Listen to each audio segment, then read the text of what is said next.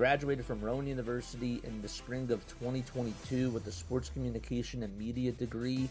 I got to actually call minor league baseball and G League basketball games while I was in school. And then I graduated, and as soon as I graduated, I went to NFL Films in Mount Laurel, New Jersey.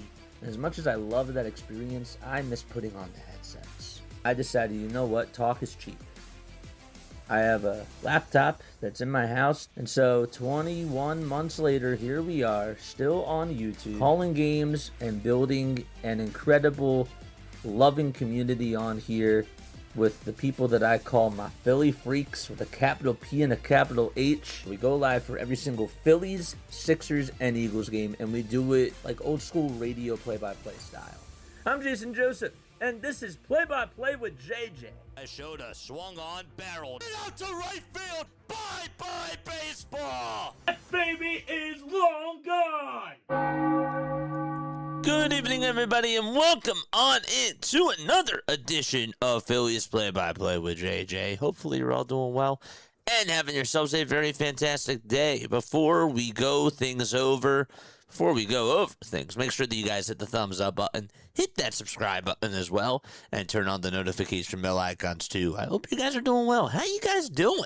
Let me know down below. The Philadelphia Phillies are taking on the Miami Marlins. They did not have a good homestand, but against the Dodgers and against the Yankees last week, and so they are hoping to try to get on the right page against the Miami Marlins. The Phillies did win last night's game, and they did it in very convincing fashion.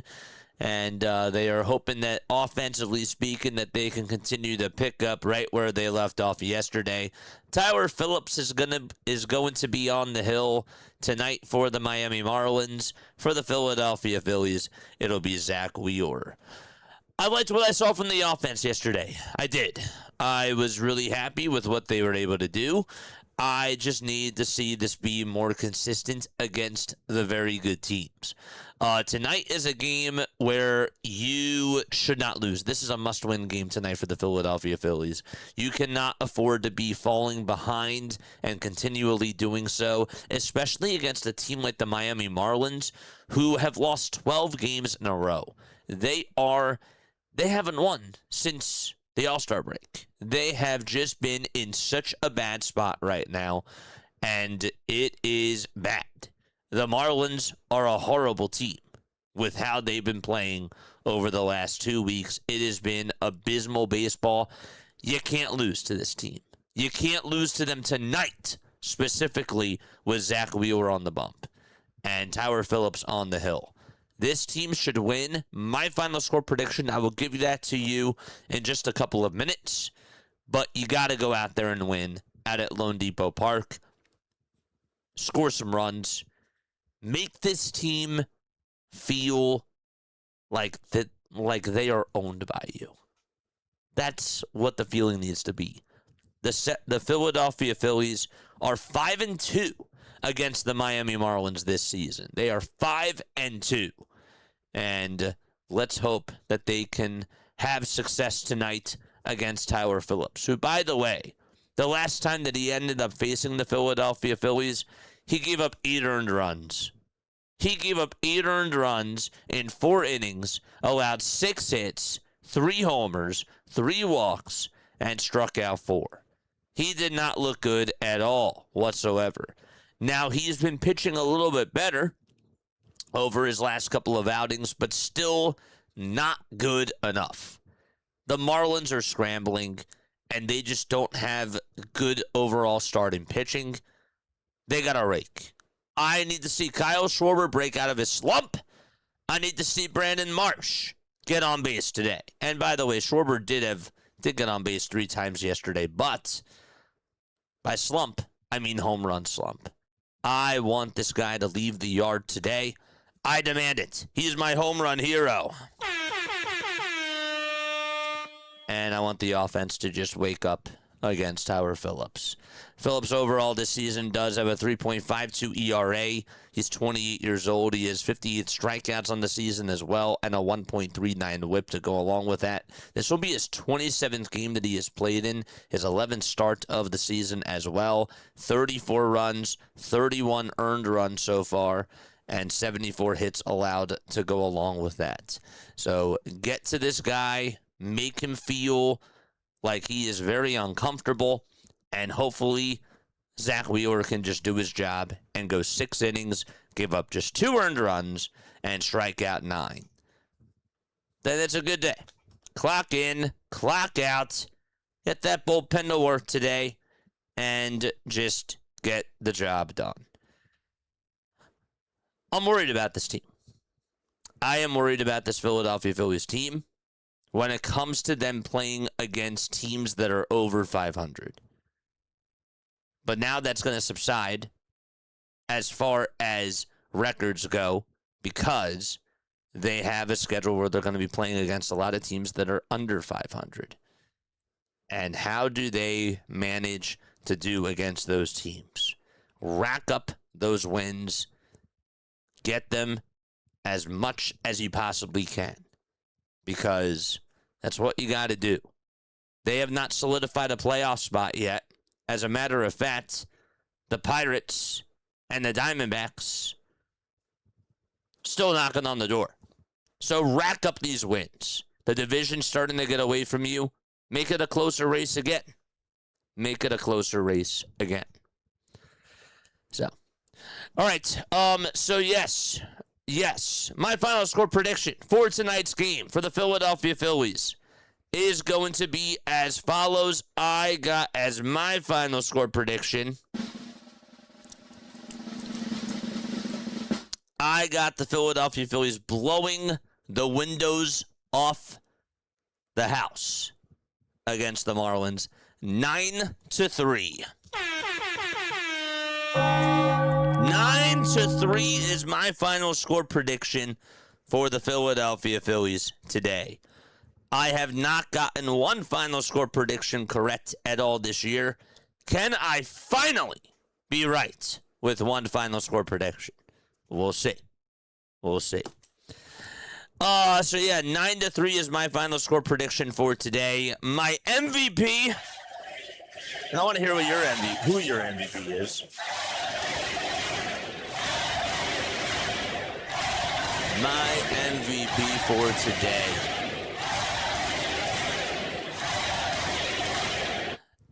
I got Alec Bohm as my MVP for today. Alec Bohm is my most valuable player. I think he leaves the yard and gets on with a clutch base hit as well. Sorry about that. Sneezing on the truth. That's how I feel. That's what I'm doing. Alec Bohm's my MVP. Final score prediction 9-3. I got Wheeler going 6 innings, allowing 2 earned runs, striking out 9. That's my final stat line prediction for Zach Wheeler. And my home run hero is Kyle Schwarber. I know I did just say that Alec Bohm was going to hit a home run, but I have Bohm and Schwarber hitting home runs. I just have Bohm winning the MVP and Kyle Schwarber winning or being my home run hero for today. I'm choosing him as that. So, I want to hear who your MVPs are down below. I want to hear who your home run heroes are down below and what your final stat line prediction is for Zach Wheeler, along with your final score prediction for tonight's game. So, once again, I got 9-3 Phillies. I got Zach Wheeler going 6 innings and just striking out 9 batters, giving up 2 earned runs. And then I got Bohm as my MVP, having a home run and a clutch hit as well. And Kyle Schwarber is my home run hero. Those are my predictions for this game. Let me know what you guys predict down below. I want to say hello to the people that are on here right now. Let's see. Dave is here. What's up, Dave? How you doing, buddy? Noah is also here. It is always good to see you guys. Cool J is here. Yo! He says, yo, down below. Yo, yo, yo. What's going on? Evening, JJ. What's up, Christopher? How you doing, buddy? Very good to see you, too. David says, hey, JJ, let's go, Phils. That's always the first thing that he says. Hey, JJ, let's go, Phils. And he does it all in the caps. I love it. Oh, I absolutely love it. It is beautiful to see. Absolutely, it is. Let's make sure that the TikTok is working. Are we live on TikTok, too? I gotta refresh this. Okay, we'll get that done now. And now we will have this up. Daytona says Phillies or Marlins. What's going on, buddy? Daytona, I got the Fightins winning today. Yes, I do. Hami Figueroa, and HB, thank you all so much for tapping on in over on TikTok. If you're tuning in on Twitch or on TikTok, /or both, make sure that you guys follow me over there. I appreciate you guys. We've been posting especially more and more content on the TikTok side of things. We've been doing a lot of videos and highlights and that type of stuff as well. According to Kalshi, they picked the Philadelphia Phillies. Nice. Nice. All right, so again, make sure that you guys comment your final score predictions down below. Jacob says I got 10-3 Phillies. David says I got 10-2 Phillies. Nice. Who else do we got? We got 6-2 Phillies. Says rapid fire. Rapid fire coming on in hot. We love it. We absolutely love it. 7-3 Phillies. Trey Turner is my MVP. Says Brian. What's up, Brian? I got 6-2 Phillies, Wheels, then Bohm. Okay, got you. Gotcha. It is going very, very well. Sinbin's also here. Guys, make sure that you guys go follow Sinbin. Drop him by to give you a like prior to the Toronto-Washington game.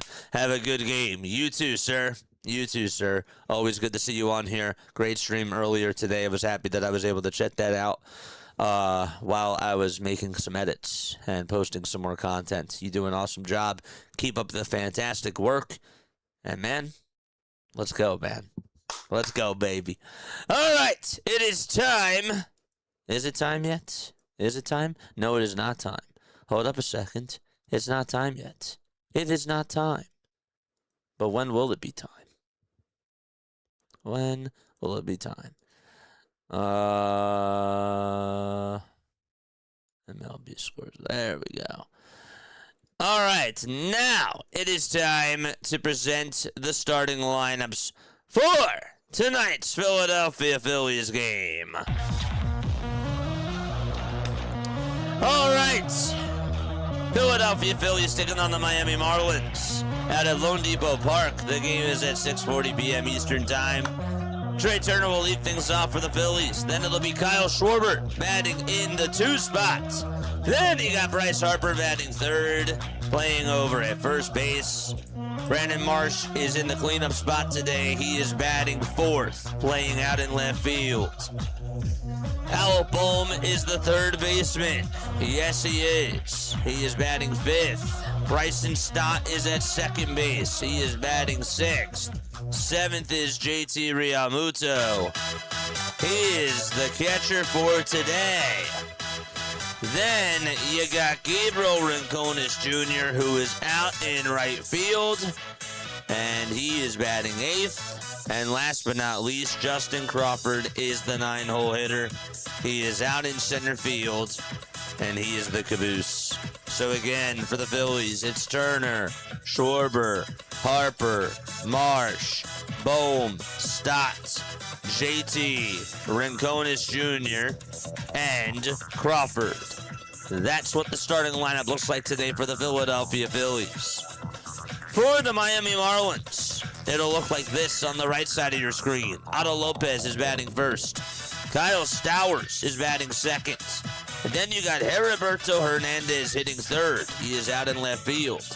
Xavier Edwards is the 2nd baseman for tonight's game. He'll be batting 4th. Liam Hicks is the DH. He'll be batting 5th.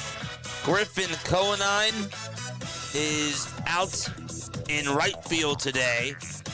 He'll be batting 6th. 7th is the third baseman, Javier Sanoja. And 8th is going to be the catcher, Joe Mack.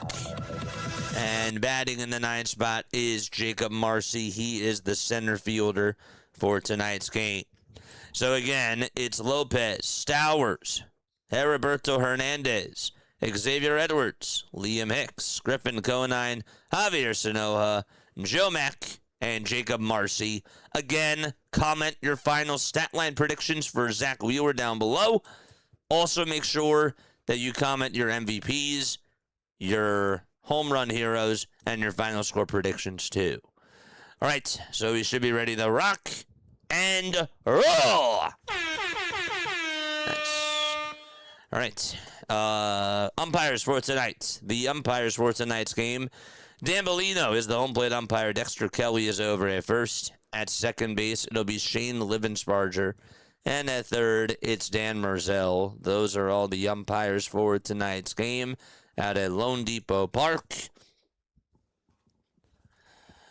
The game is, or actually the roof is closed today, and that's because rain and thunderstorms were in the forecast. Tyler Phillips is ready to pitch right now for the Miami Marlins. 26 games, as we mentioned before. 10 starts, a 2-5 record, 79 in the third of an inning, and a 3.52 ERA. Okay, so we should be ready to get things started as the first pitch. Here it comes. It's in there for a called strike to Trey Turner. After the game is over, we will have a post-game show, and you guys can call on into the post-game show. As always, the pitch, foul ball, hit over towards the third base side. Let's make sure that we also put this up. Nice. No balls and 2 strikes to Trey Turner. We'll pause this just for a couple of seconds. And the 0-2 pitch to Trey Turner coming on up in just a few seconds.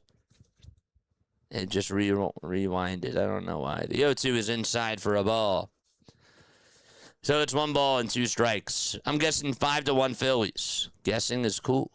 Absolutely. 11 strikeouts for Wheeler today. Nice. 1 ball, 2 strikes. The 1-2 delivery. And Turner fouls it back towards the screen. The defense today for the Miami Marlins will be as follows. You got Joe Mack as the catcher. On the bump, it's Tyler Phillips. At first base, it's Kyle Stowers. At second, it's Xavier Edwards. At third, it's Javier Sanoja. And the shortstop, of course, is Otto Lopez. The 1-2 delivery, and Turner strikes out looking at a sweeper at 85 miles per hour. That was in there, and he is retired to start off the ball game.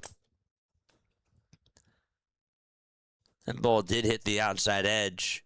It was a good pitch. Not what Trey Turner was looking for clearly, though. And Schwarber's up next. Kyle Schwarber at the plate. And he looks at a pitch that is inside for ball 1. Kyle is 4 for 26 against Miami this year with a solo home run, 15 strikeouts, and 4 walks. The 1-0 pitch. And it's outside for ball 2. Yesterday he went 1 for 2 with a pair of runs scored, a pair of doubles, and an RBI as well. 2 balls, no strikes to Kyle Schwarber. The 2-0 pitch, and that's outside for ball 3. It's 3-0. Schwarber's average sits at .252. He has 33 homers and 62 RBIs. 3 balls, no strikes. The 3-0 delivery to Kyle. And it's a curveball in there for strike 1. Make sure you guys smash that thumbs up button and hit that subscribe button as well. The 3-1 pitch to Kyle. And it's up high for ball 4, and Schwarber gets on with a 1-out walk.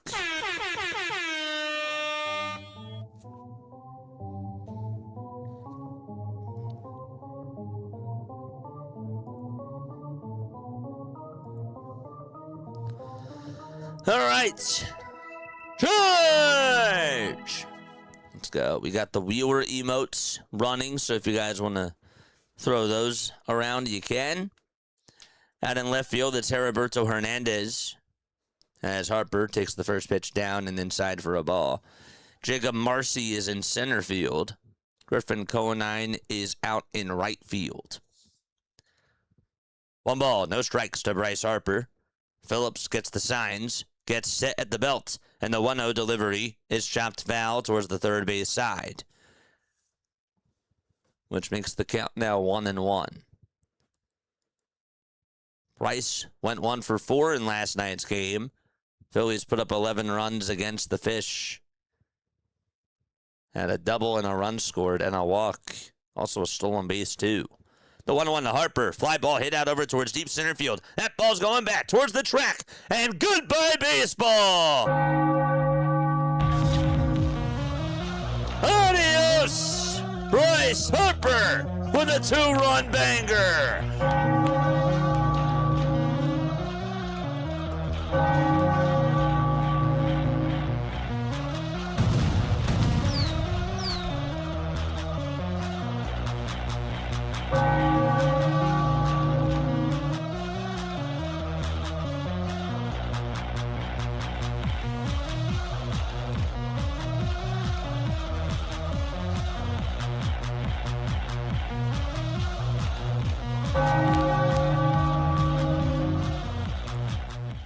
Two nothing Phillies, and it's Brandon Marsh's turn, and he looks to the sweeper at the knees for strike 1.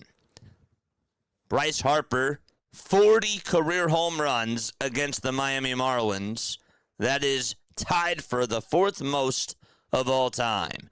Marsh's pitch, and he flies one out over towards deep right field. That ball's going back, but it's going to be caught in front of the wall for out number 2 by the right fielder Conine.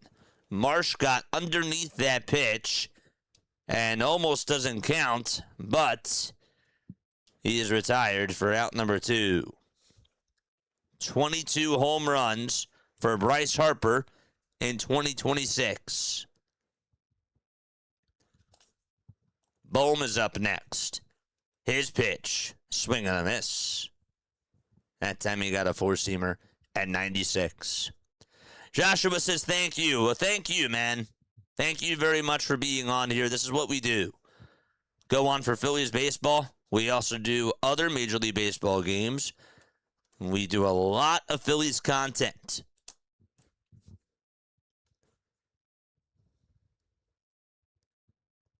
No balls, 2 strikes. The 0-2 pitch, swing and a miss, and Bohm is down on strikes.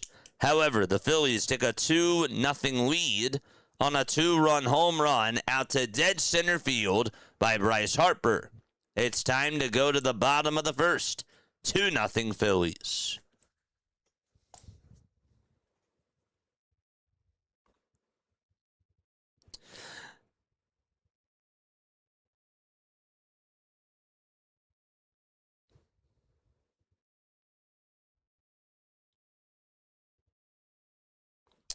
All right, it is time for us to go to the bottom of the first.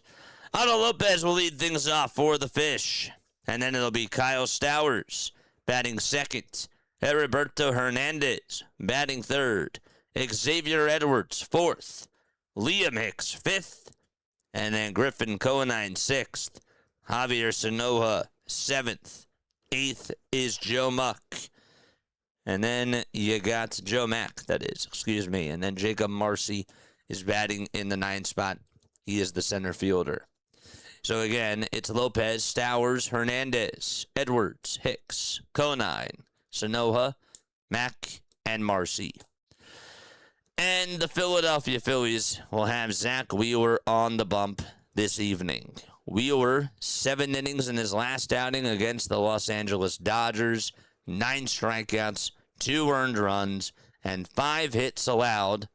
No walks in that game. And he just got his 2nd loss of the season. The only 2 times that he has lost this year have come against the Dodgers. That's it. Other than that, he has been magnificent. And it wasn't even like he had a bad game. Just didn't get any sort of run support at all. So we'll see how he does today. His ERA is at a 2.16. He has 117 strikeouts as well, and a .88 whip to go along with that. Phillies are in their gray tops, gray bottoms. Red Phillies letters painted across the chest with blue stars above the eyes. They got the red baseball caps with the white P as the logo. The pitch that's in there for a strike. This is his 300th career MLB start. And the 0-1 pitch. Line drive hit out over towards center field, and that gets down for a single. Got it off the end of the bat, Otto Lopez. And he is aboard to start off the bottom of the first. Ultimate that pitch that he got was a sweeper that was left out towards the outside corner. It flattened out a little bit. Lopez flinged it out to center. That's how we start off the bottom of the first. He leads off over at first base. Wheeler gets set just at the letters, and the pitch to Kyle Stowers is upstairs. Batting practice. Yes, sir.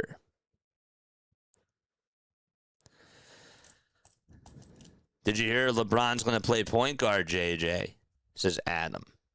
1 ball, no strikes. The 1-0 pitch. Fouled away. Well, think about it like this, Adam. Who is the best passer right now on the Philadelphia 76ers? I mean, it has to be LeBron. Like, Maxi's not really as good of a facilitator, you know? So, I'm not really shocked about that. I figured that that's how it was going to be. That's not really shocking stuff to me, but yeah. I figured that that was going to be the case. 1 ball, 1 strike. The pitch, we're going to miss. But what's up, Adam? It's good to see you on here, man. 1 ball, 2 strikes. Bottom of the first.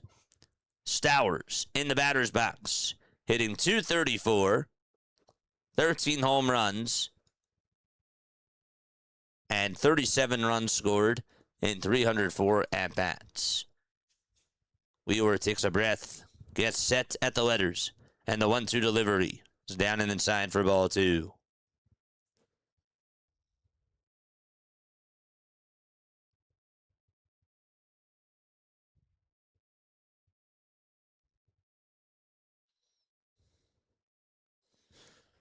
Two balls and 2 strikes. Wheeler again kicks and fires. Swing and a miss. He struck him out. Went to the splitter. A little bit off the plate. And Stowers on the check swing. No appeal. Is retired for the first out of the inning. Drop a chair in the chat for Zach Wheeler. We love it. Schwarber wants one now. But this is the part where they walk him throughout the rest of the game. I don't know. Maybe not against Harper. The pitch is inside. Here's the throw to second by JT, and that goes off the glove of Bryson Stott. Turner gets to it. Here's the throw to third base, and that's going to get by Alec Boehm. Why didn't he just hang on to the ball there? 1 run's going to score, and the Marlins are on the board. Okay, so JT made a throw over to second base. The ball got by Bryson Stott. It actually deflected right off of his glove. And then Turner got towards his left side. And Turner made a bad throw over to third. And it got by Alec Boehm. And pretty much Little League play there for the Philadelphia Phillies allows the Miami Marlins to get on the board.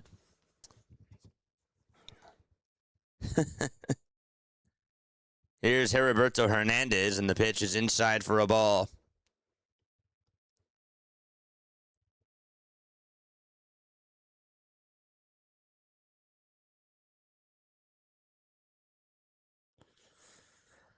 The 1-1 pitch, and that ball is flied out over towards deep left field, and we are tied. Heriberto Hernandez leaves the yard. Punch, counter punch. The sinker was down the middle. And it's a 2-2 ball game.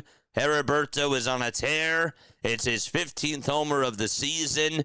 And he just continues to be red hot for the Marlins.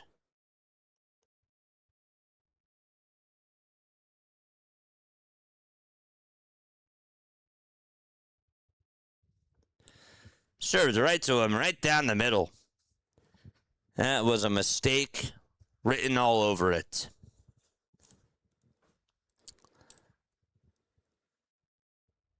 Two to two, bottom of the first. The pitch to Edwards, and that ball is fouled back towards the screen. What's up, buddy? Absolutely infuriating. Yes, it is. Marlins are on a 12-game losing streak. Yes, they are. The 0-1, it's in there for a strike. We were just talking about that, too, heading on into the game. No balls, 2 strikes. After Lopez got on with a single, Stowers struck out. Then the at-bat to Heriberto Hernandez. Lopez went over to second. A skip hop of a throw by JT, and it bounced out of the glove of Stott. And then Turner had to go chase after it, made a bad throw over to third, and Lopez scored because of that. And a couple pitches later, Heriberto Hernandez tied things up on the one swing of the bat. 1 ball, 2 strikes to Xavier Edwards. The pitch, swing and a miss, and there is out number 2. Okay. Nice. Again, 9-3 is my final score prediction for the Philadelphia Phillies. What is yours? Comment down below.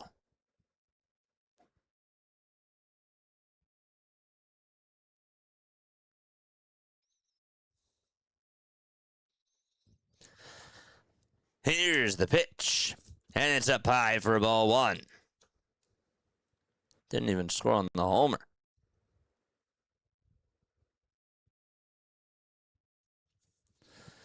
One ball, no strikes. Wheeler fires, and the curveball is in there for strike 1, right at the knees. 1 ball and 1 strike. How's everybody's days going so far? How is everybody's day going so far? Here's the 1-1, swing and a miss. Splitter was a little bit low. It was a good pitch. So that makes the count now 1-2.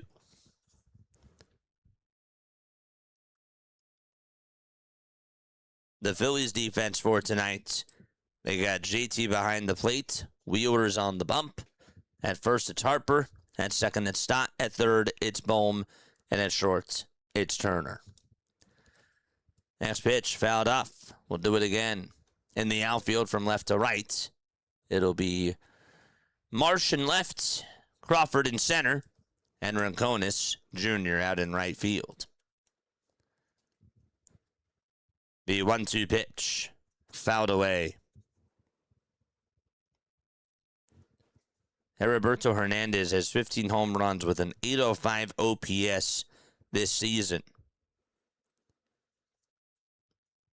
I will take him at the deadline if the Phillies are looking to get a bat and if the Marlins are looking to sell. If he is available, sign me up. The 1-2 pitch, outside for ball 2. That would be crazy.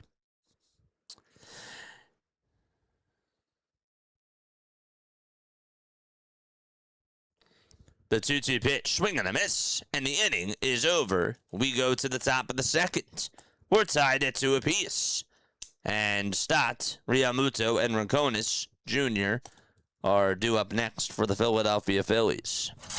All right, I'm going to take a very quick step off. I will be right back in just a few moments. Do not go anywhere. I will see you very, very soon.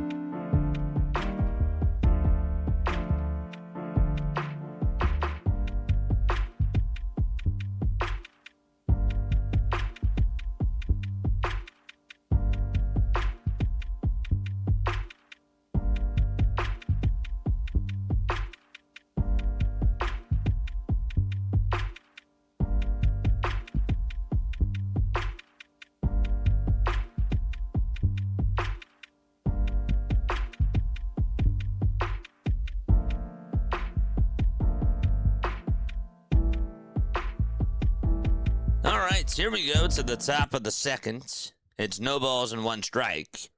The pitch, swing and a miss, and it's 0-2.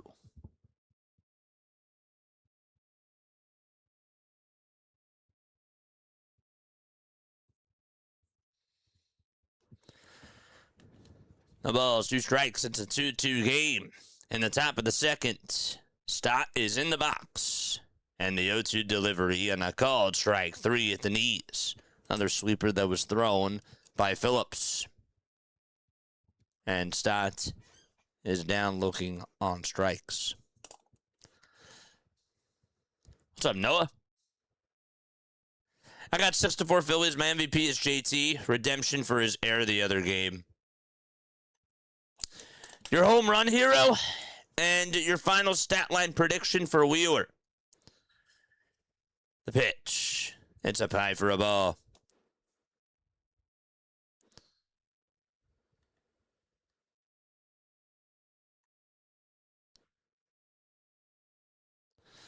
One ball, no strikes. The 1-0 delivery, and it's fouled away.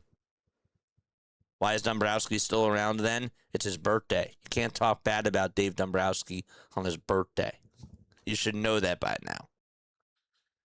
1 ball, 1 strike.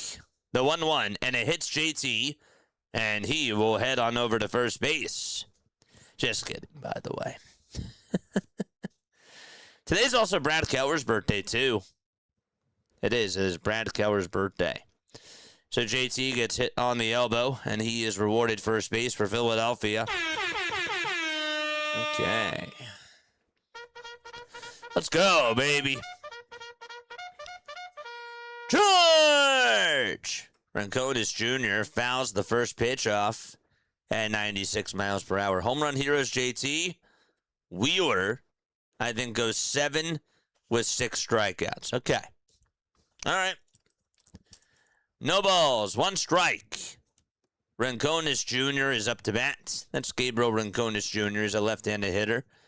The 0-1 pitch. And he flies this one out towards deep right center field. It'll stay in the ballpark as it dies before it even reaches the warning track. And there's 2 away. Another pitch that he just got in front of and underneath. We saw that happen to Brandon Marsh. This time it happens to Gabriel Ronconis Jr. I got a good deal on Hall of Fame seats for the Labor Day matinee against the Braves. Dude, that's sick. That's sick. Here's Crawford's pitch, and this is chopped foul.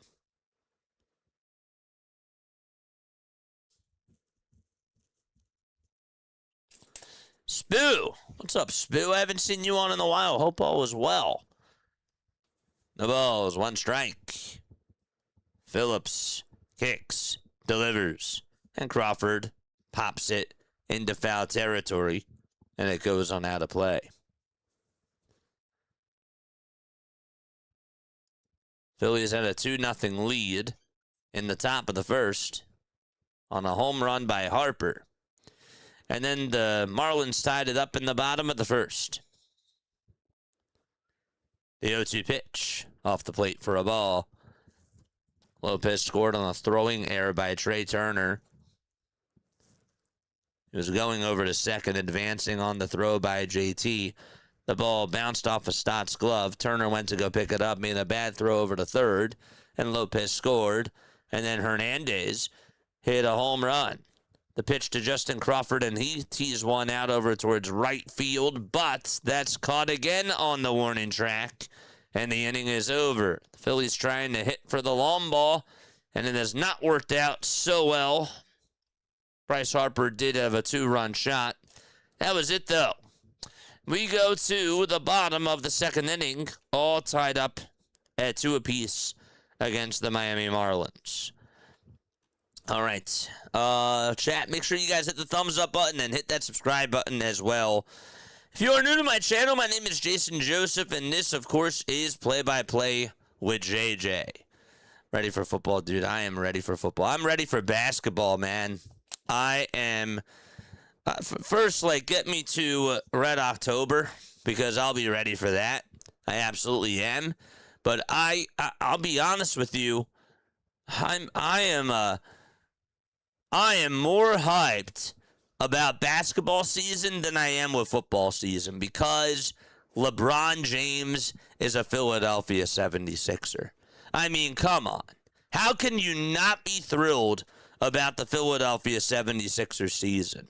They just got somebody that, I mean, like, there's, like, not many players that have that much, like, I don't want to say aura, but, like, that have that, like, attachment to them, and LeBron does.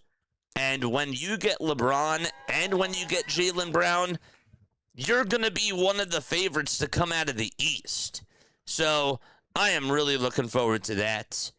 I have not seen the 76ers make it to the Eastern Conference Finals. I've seen the Eagles win a Super Bowl. I need to see the Philadelphia 76ers make it back to the Eastern Conference Finals and get to the finals, period. Zach Wheeler is back out there to pitch. Odin, thank you so much for the gifted membership. I appreciate you, my guy. What would you do for a Phillies championships is my real estate life.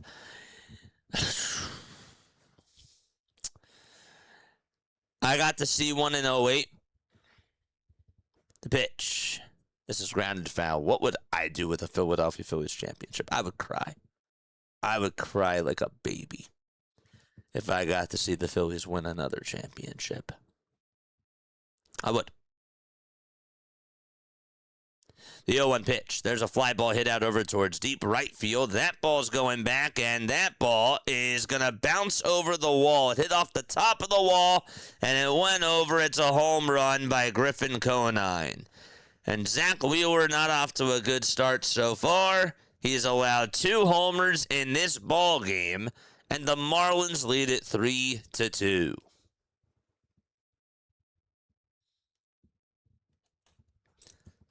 Another hanger left out over the middle of the plate, right in Griffin Conine's wheelhouse. And that was crushed.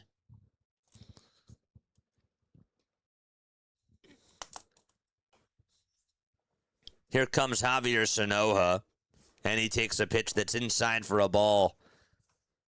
So the Marlins, who are down 2-0 heading into the bottom of the first, now lead it 3-2.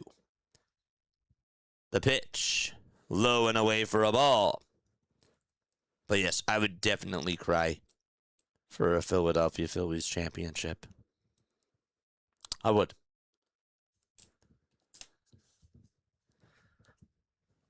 Two balls, no strikes. 10 seconds left on the pitch clock. It's 3-2 Miami. The 2-0 pitch. That is down and away for ball 3.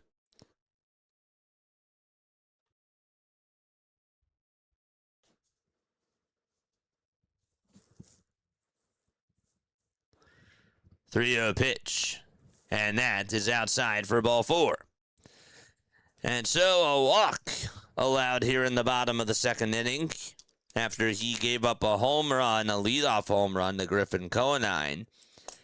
And Joe Mack is up next. This is not the start that you wanted from Zach Wheeler.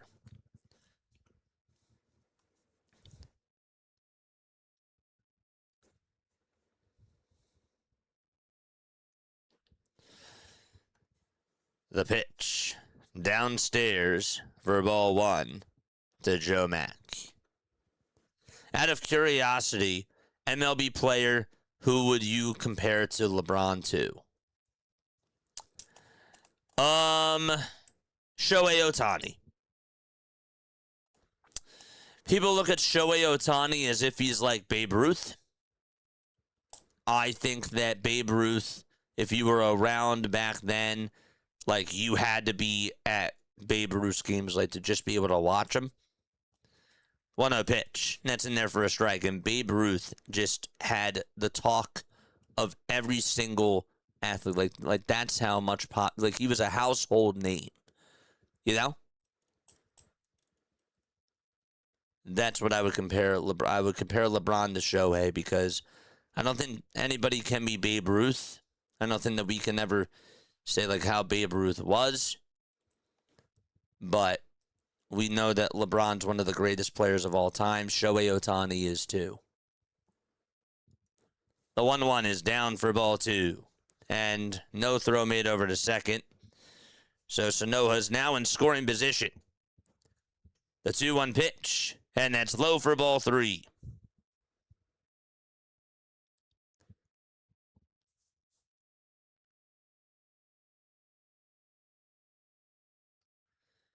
Three balls, one strike. 8 seconds left on the pitch clock. Wheeler has fallen behind in a lot of counts so far in the 3-1 pitch, and a fly ball hit out over towards medium depth center field. Crawford's there. He will make the catch. The throw over towards third base is drawn, and Sanoa says, I'm good. Stay right where I am. Bryce Harper again hit a 2-run home run in the top of the first. And then in the bottom of the first, the Marlins tied it up. After Lopez singled, he stole second base. JT made a throw that took a skip hop to Bryson Stott. It bounced off his glove.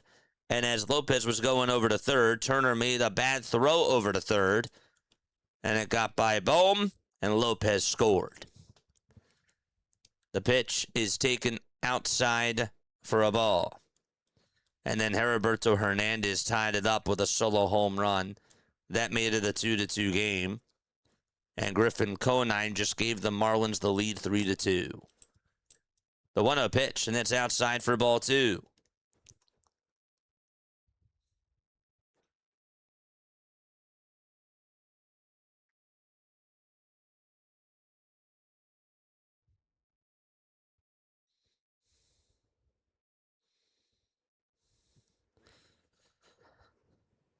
The pitch. And that is swung on and missed.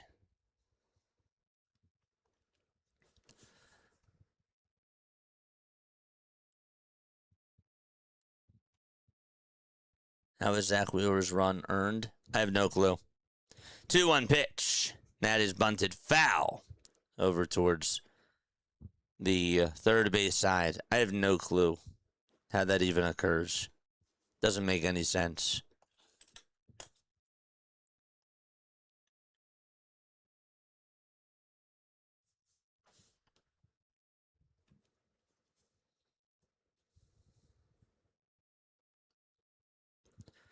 Two balls, two strikes. One out, bottom of the second. Marcy is up to bat.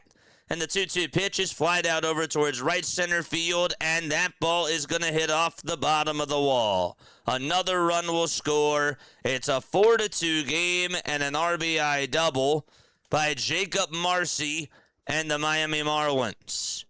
Just another hanger. It was a sweeper left out over the middle of the plate. It is just not on today for whatever reason it is. It's an RBI double by Jacob Marcy, which means that Sanoa scores. And Caleb Cotham, when was the last time that Caleb Cotham went to go talk to Zach Wheeler in the second inning? Like, legitimately.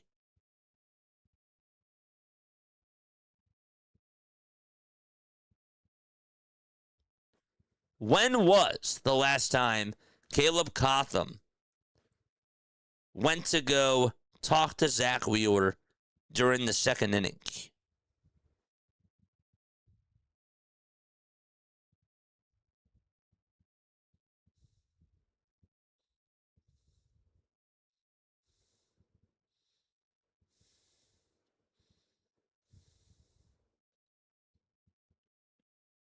I feel like that has to have been a while ago.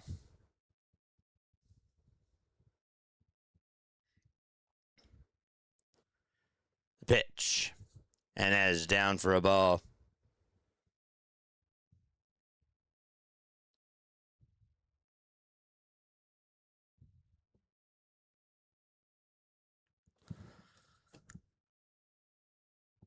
The 1-0 pitch. Up high for ball 2. Marlins 9-3.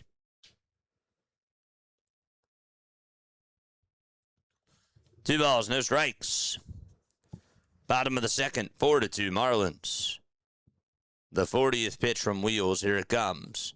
And the sweeper is in there for strike 1 at the knees. 2 runs allowed in each inning so far for Wheeler. Came on into today with a 2.12 ERA. It's at a 2.49 now. Wheeler gets set and fires. And a line drive hit out over towards left field. Slicing foul. And the count is 2-2.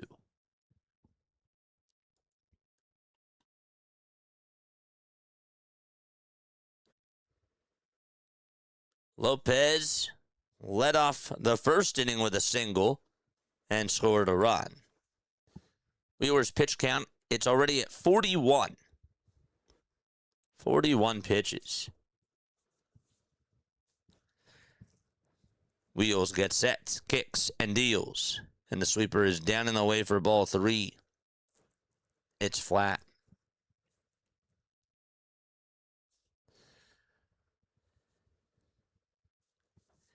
Three balls and 2 strikes. And 5 seconds left on the pitch clock. The 3-2 pitch. And that is fouled away. The sweeper was outside. Lopez got a piece of it, though, and fouled it off.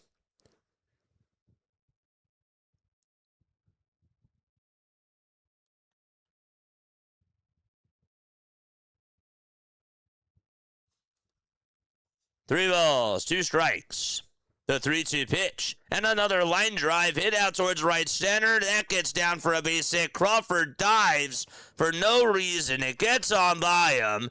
And just like that, another run scores, and that's an RBI triple. There was no need to dive for that baseball. It's an RBI triple. It's a 5-2 lead for the Miami Marlins, and this is getting ugly already. Another pitch down the middle. Bad mistake by Wheeler, and Crawford was about a foot away from that baseball. And it was like in MLB The Show where you accidentally press the dive button. It's like what just happened right there. Now there's a runner over at third. And Stowers is up, swing and a miss.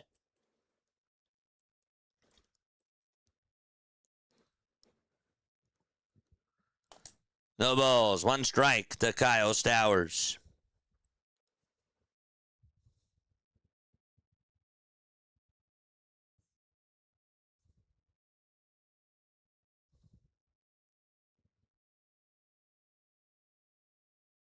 No balls, 1 strike. The pitch, swing and a miss.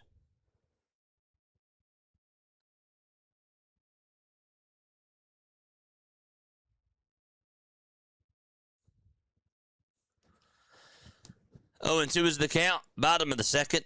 Runner over at first. And the 0-2 is high for a ball. I mean, come on, man. 2 free runs. It's unbelievable.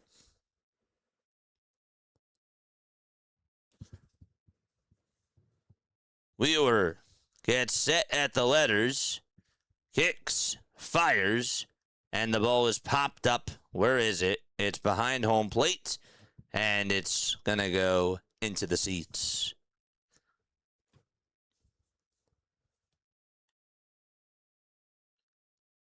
Can anyone win by themselves these days? We got Maxey. Oh, what are we talking about? We're having a debate about the Sixers? It's crazy.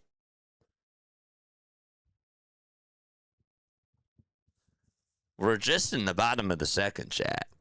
There's still a lot more to go here. The 1-2. It's low for ball 2. Wheeler has 49 pitches, though. Tyler Phillips has 30. He's thrown 21 strikes. This might just be a high-scoring game. 2 balls, 2 strikes. The 2-2 pitch. Swung on and missed. And Stowers chases after a splitter. That was outside. And that is strikeout number 4 for Zach Wheeler. Man. 2 runs for the Phillies. 1 hit, 2 errors. 5 runs on 5 hits. And no errors for the Marlins. Heriberto Hernandez is up. He homered his last time up. In the first pitch, swing and a miss. Looking to try to swing for the fences there. And it was outside.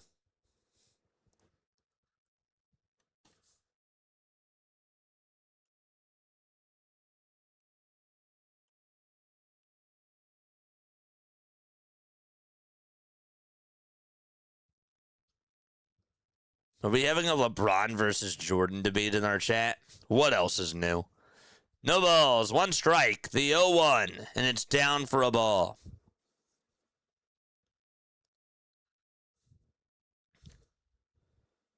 That's funny. 1 ball, 1 strike.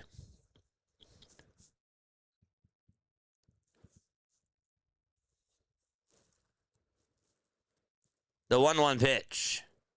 And that's inside for ball 2. I remember JJ saying there's no way we lose this game. No, I didn't say that. I literally said that they have to win this game. That's what I said. They have to win this game. They can still win this game. It's just not off to a good start. 2-1 pitch. That's fouled off. They can definitely put up hits against Tower Phillips. We're just in the bottom of the second. But this is not what I don't think anybody anticipated. Zach Wheeler is allowed to be human. It just sucks because this team has lost 12 in a row. The Phillies are trying to get their confidence back. That's not the start that you want. The 2-2, swing and a miss, and we go to the 3rd inning. It's a 5-2 game. The Marlins are up by 3. Turner, Schwarber, and Harper are coming on up to the plate. All right, chat, let's go. All right, let us know where you guys are tapping on in from, and I will make sure that I shout you guys out. Where are we tuning on in from on this not such a great start of a baseball game Monday night? Where are we tapping on in from tonight? Let us know. Let us know. Marley's here. What's up, Marley? How you doing? Over on TikTok. All right. Where are we? Port Washington, New York. Arizona, thank you so much for tapping on in. Oklahoma says rapid fire. Ohio, let's go, Phillies! Let's go! Clay Stevens, Pennsylvania, love you, JJ, love you too. Cleveland, Ohio, let's go! Pyongyang in North Korea. Mafia game clearly. All right, Sydney, Australia. Let's go! Richmond, Virginia, New York. Good stuff. Coxville, Pennsylvania, yeah! St. Louis, Missouri. Cleveland, Ohio. I see you all. Oh, I see you, and I hear you loud and clear. Laurel, Delaware. Yes, sir. ATX, Brooklyn, New York. Let's go. Spring Hill, Tennessee. Milo's here. What's up, Milo? Nevada. Nice. We'll do some more shout-outs when we go to the bottom of the 3rd. The pitch. That's low and outside for a ball. Phillies were up 2-0, and the Marlins have scored 5 unanswered runs. Marley from New Jersey. The 1-0 pitch, and it's in there for a strike. What's up, Marley? Marley, is this your first time on TikTok? Is this your first time tuning on in on TikTok? Here's the 1-1. Ground ball hit over towards second. And the throw over to first to get Turner is not in time. Turner beats it out. There's a ground ball hit up the middle, and Trey Turner does use his speed and gets aboard that way. And Kyle Schwarber is up next for the Philadelphia Phillies. Marley says no. When was your first time? I changed my username. That's what I thought. I was thinking that. That's why I asked. Charge! Here is Kyle Schwarber. Runner over at first. Phillips fires, swing and a miss. Schwarber swings at the curveball. It was in the dirt. Really, man? Really? Kyle has not homered since July 18th. No balls, one strike. The toss back to first. And Turner dives back in there safely without a swipe. No spoilers in the chat. Just wanted to remind you guys, not saying that we had a spoiler. No balls, one strike. The 0-1. And it's off the plate for a ball.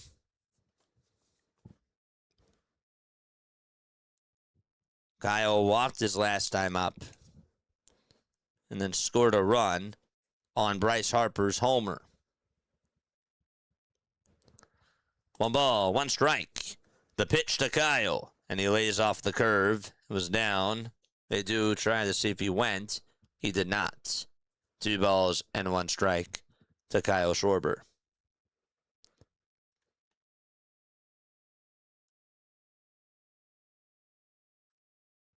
Let's go. 2 balls, 1 strike. The pitch to Schwarber, and that is called a strike. It looked a little bit low. Schwarber decides not to challenge it. It's 2 balls and 2 strikes.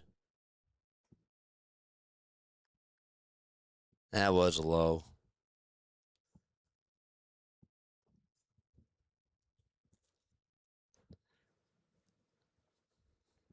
I love the ABS system.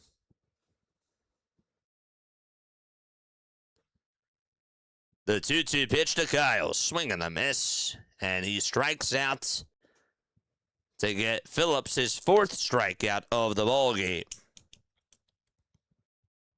He is just not reading his pitches well. I mean, that was a good pitch. Don't get me wrong. All he had to do was throw him a breaking ball there, and he was going to swing on after it. But gosh, not able to lay him off. And it's Harper's turn.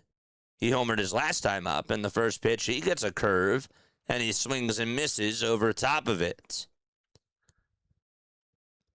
Eagles have 2 Super Bowls in the last 10 years. It's actually why I'm more excited about the Sixers.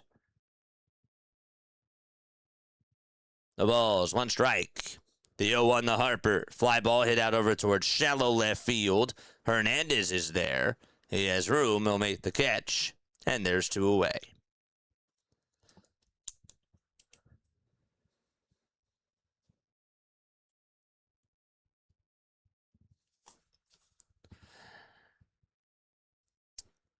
So there's been this talk about LeBron versus MJ.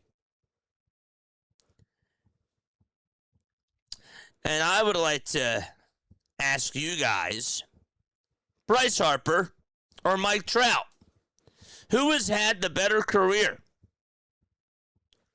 Let's ask this. Who is the better player? Who is the better player? The pitch is taken down for a ball. Bryce Harper or Mike Trout? The 1-0 delivery. Fouled away.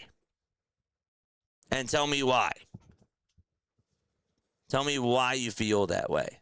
Marley says, sadly, Trout. I'm ready to move on from Harper, says the question. 1 ball, 1 strike. Eagle fan says Trout. The 1-1 pitch. Swing and a miss. Senior Skook says Harper, definitely. Rob says Trout. Louise says Trout. 1 ball, 2 strikes.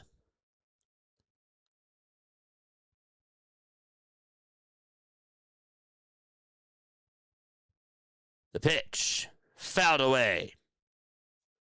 David says Harper.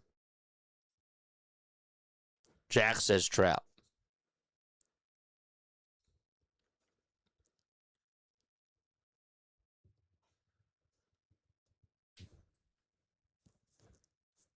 I'm shocked. Huh. 1 ball, 2 strikes. 2 outs, top of the third. Marsh is up. The pitch to Brandon Marsh, and that's a fly ball. Not that deep. Hit out over towards medium depth center field. The catch is made, and we go to the bottom of the third. Light them both so it's hard to pick. Why don't you look up their career numbers live? Well, I care more about the eye test. Who do you think has had the most dominant career? I would say that the better player is Mike Trout. I would say that the person that's had the better career is Bryce Harper. Is that fair? Is that fair? That's what I would say. But I think it's a great discussion. Not many people compare. People compare LeBron to Jordan. But I think that the closest that we have to guys like that in baseball, if we're taking a look at somebody that we've watched, like we can't compare Shohei to Barry Bonds. Can't do that. So, the easier debate, in my opinion, is Harper or Trout. So, but that's what I would say. That's what I would say. But I would... You know what's funny, though? I would take... If the game was on the line and I were to have, one person take the final shot, it's Michael Jordan for me. If I had one at-bat in the bottom of the 9th inning and I were to choose one person, if it had to be Trout or Harper, I'm taking Bryce Harper. I am. I'm taking Bryce Harper any day. Odin with a $10 super chat. Drop the MVPs for Odin.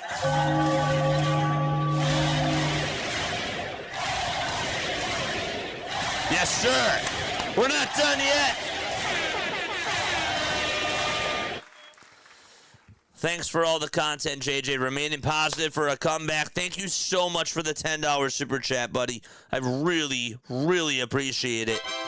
You did not have to do that. Thank you so much.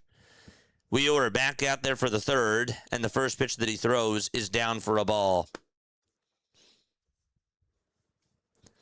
1 ball, no strikes. Wheeler, 2 innings, 5 hits, allowed 5 earned runs, 1 walk, and 5 strikeouts. The 1-0 pitch, and it's in there. It's actually inside, excuse me, for ball 2. Just falling behind and counts. 2 balls, no strikes. The 2-0 delivery. And this ball is flied out over towards left field. Marsh is there. He'll make the grab. And there's out number 1 in the bottom of the third.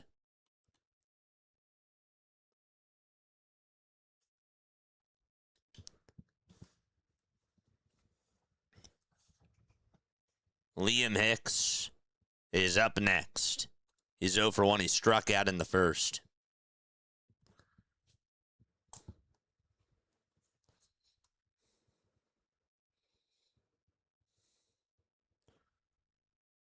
The pitch. Line drive over the head of Bryson Stott out towards right field. Rincon is fielded on the ground. And there's a 1-out single in the bottom of the third inning.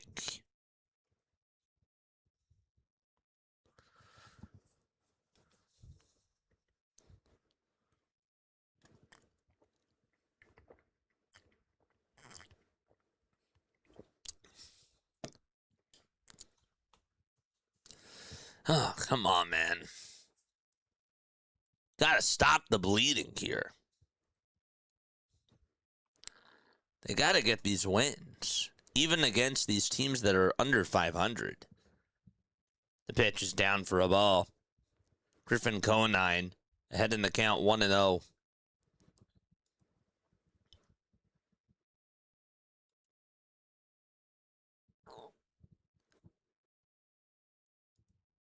Here's the 1-0 pitch. It's low and away for a ball.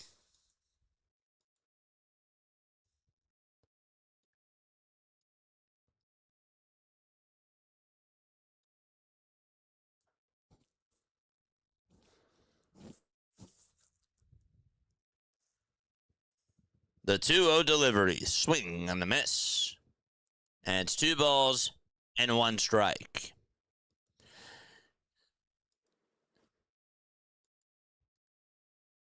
I'm looking at the team comparisons right now. The Phillies are 23rd in all of baseball in batting average. The Marlins are 8th. 2-1. Fouled away. In home runs, the Phillies are tied for 6th. The Marlins are in 24th place. In stolen bases, the Marlins are 2nd. The Phillies are in 10th. The 2-2 pitch from Wheeler, swing and a miss. And there is out number 2. Wheeler with 6 strikeouts on the evening. And there's 2 away in the bottom of the 3rd inning.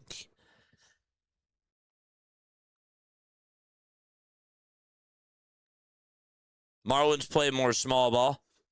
Phillies play more long ball. That's pretty much what you got to know. 2 outs. Bottom of the 3rd. The pitch. And the sweeper is in there for a strike. LeBron cannot carry Jordan's jock straps. Dude, I love this debate. The 0-1. Swing and a miss. For those of you who said that Harper is better than Trout, why do you feel that way? Just out of curiosity. I saw David said it. I saw a couple of other people say Harper. Somebody said Harper easily. You pulled a baddie, says Marley. You got a baddie? The 0-2. And that is down in the way for a ball. What were you, at the bar or something?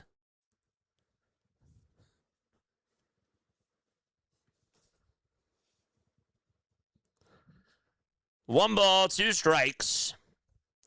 2 gone, bottom of the 3rd. Runner at first. The 1-2 pitch, ground ball barehanded by Wheeler. That was a nice play. The throw to first base. Did he keep his foot on the bag? I think he did. And they say that he is out. So we go to the 4th inning. It's a 5-2 ball game so far. The Marlins lead it by 3. All right, it is now time, my friends, for On This Day in Phillies History as we go to the top of the 4th. It happened on this day in Philadelphia Phillies history. Today is July 27th. In 1935 on this day, Jose Luis Chili Gomez, a native of Mexico, debuts with the Phillies. He was the team's first Latin-born player. He went hitless with a walk in his debut, but that happened on this day in 1935. 8 years later on this day in 1943, 42-year-old Brooklyn pitcher/coach Freddie Fitzsimmons is named manager, replacing Bucky Harris. Later that day, the entire Phillies team threatens to strike unless Harris is rehired and given a chance to resign. The players back down when owner William Cox apologizes to Harris, saying his release was no reflection on his ability as a manager. Harris put up a 38, 52, and 2 record as the Phillies skipper. And also on this day in 1950, Del Ennis drove in 7 runs in the 7th and 8th innings of what ended up being a 13-3 victory over the Cubs. Del Ennis doubled with the bases loaded in the 7th, and he had a grand slam in the 8th inning. Those are some cool things that have happened on this day in Phillies history.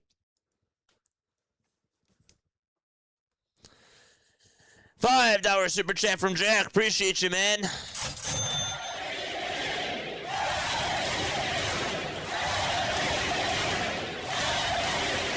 Jack says Trout's stats are better than Harper's in almost every category, almost doubles him in WAR. Here's the pitch, and that is high for a ball. 1 ball, no strikes. I appreciate that, my friend. Is Sanchez pitching for Philly? No, it's Zach Wheeler. 1-0 pitch, and it's a called strike. 1 ball and 1 strike. Harper actually did not keep his foot on the bag, but he did tag out Sanoha, and he got him on the elbow. They just showed a replay of it.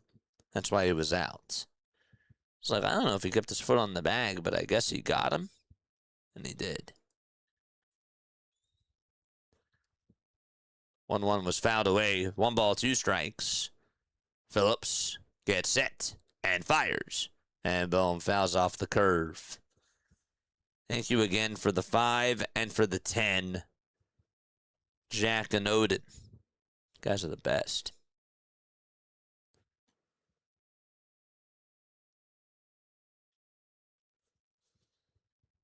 The 1-2 delivery. And that is down for ball 2. Sick Myth is here. What's up, Sick? How you doing, buddy? If you did subscribe to the channel, by the way, let me know who you are down below, and I will make sure to shout you guys out. The 2-2 pitch from Phillips. And boom, slices one out towards center, and that gets down for a single. It takes 2 bounces in front of Jacob Marcy, and boom leads off the inning with a single for Philadelphia. Let's go. Good for Alec. Get back in this game. Stott's turn. Charge!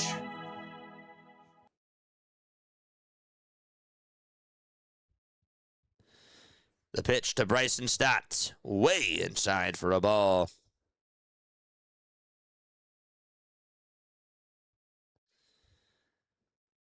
I don't know about you, but it really does not look like Zach Wheeler's pitching out there.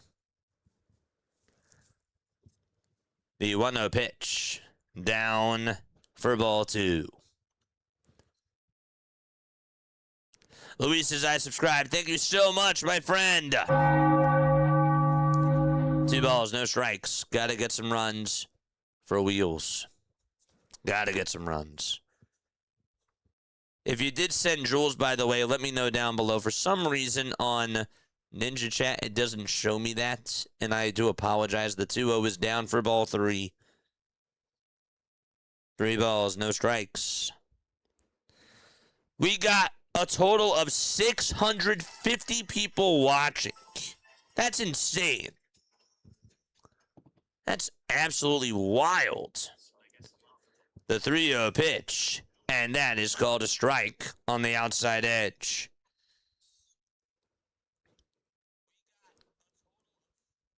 Don't forget to like. Don't forget to subscribe. A lot of people tapping on in. 3 balls, 1 strike. Runner over at first. Top of the 4th. It's a 5-2 lead for the Marlins. The 3-1, and that's outside. The tying run is coming on up to the plate.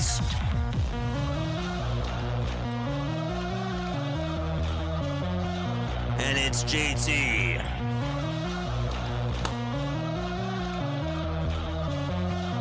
Five to 2 Miami. And the former Marlin is up.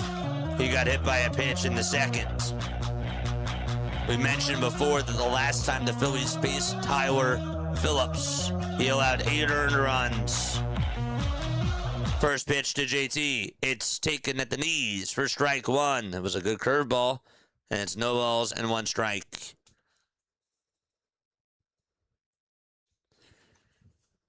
No balls, 1 strike to realmuto. Phillips kicks, deals. It's down for a ball again.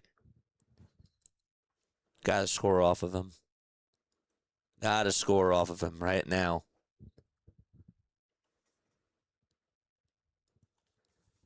1 ball, 1 strike to realmuto.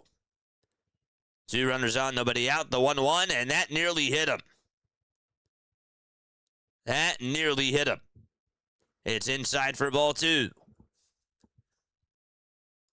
JT this season against Miami, just 2 for 14. That's it.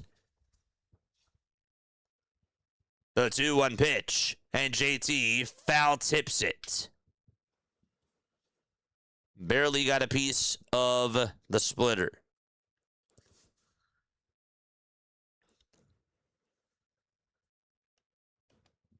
Two balls and 2 strikes.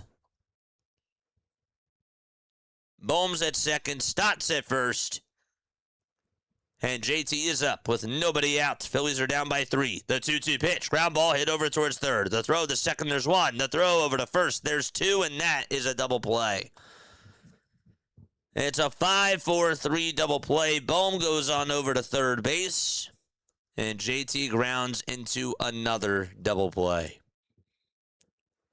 That could not have come at a better time.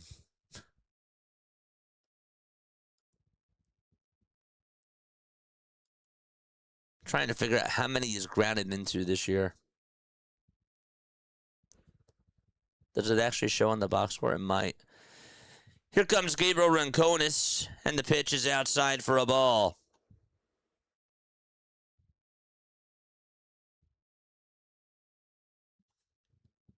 That is crazy.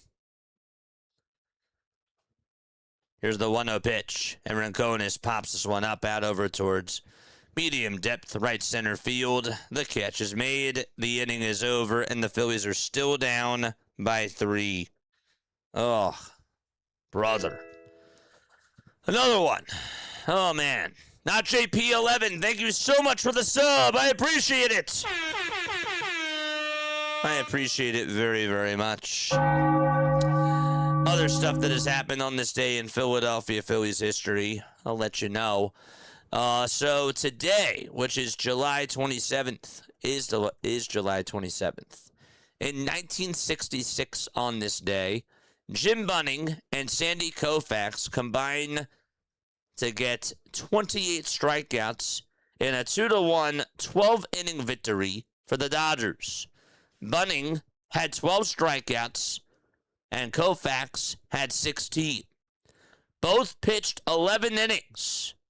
Bunning and Koufax each pitched 11 innings, but neither finished the game.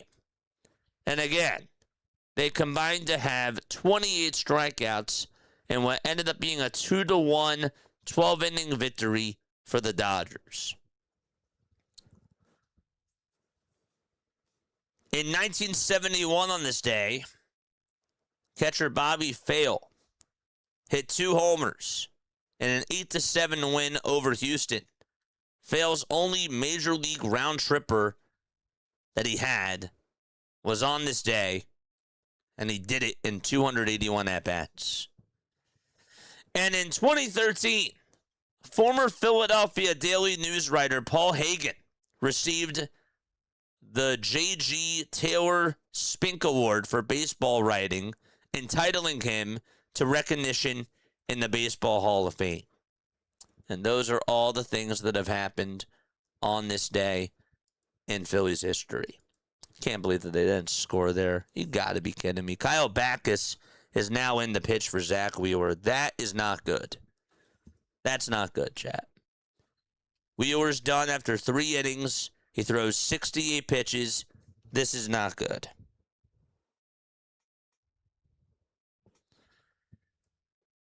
The pitch. This ball's bunted over towards the third base side. It's a foul ball. His velocity was down today.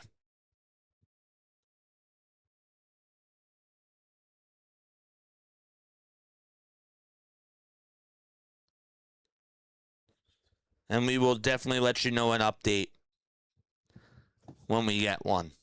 But he is out of the game. Just 3 innings for Zach Wheeler, 5 earned runs, 6 hits, 1 walk, 6 strikeouts. He had 68 pitches. That's not like him for him to be out of this game early either. The 0-1, and it's in there for strike 2.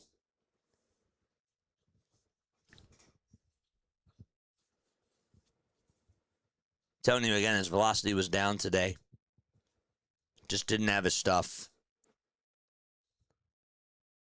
No balls, 2 strikes. Backus gets set and fires. The 0-2 is off the plate for a ball.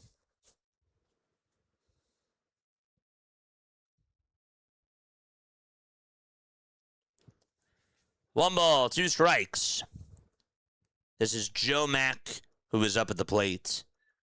The 1-2 pitch. Foul ball. Awesome, man. Great job. Top Football Highlights, thank you so much. Appreciate you for being on here.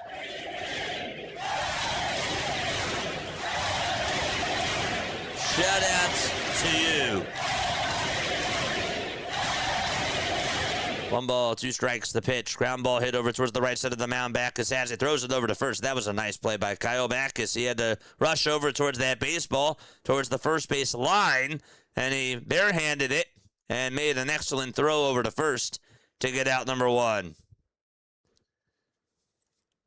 If he goes in the IL, we are screwed. Yeah, this is not good. This is not good. That Wheeler is out of the game already.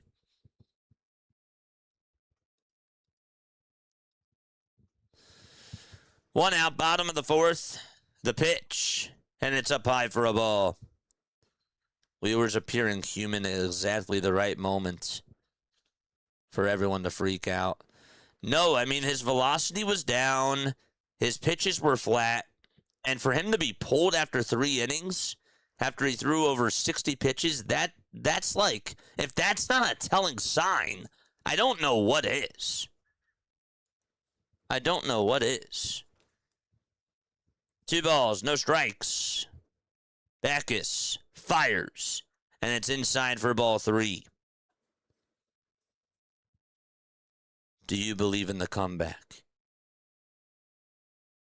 I'll tell you this, if I didn't believe in comebacks, I wouldn't be streaming. I always believe in my Phillies, even when they've proven me wrong so many times, they've proven me right so many times. 3-0 pitch, and it's outside for ball 4. And there's a 1-out walk. That's why I stream these games. Cade Gibson is the next man warming up in the Marlins bullpen.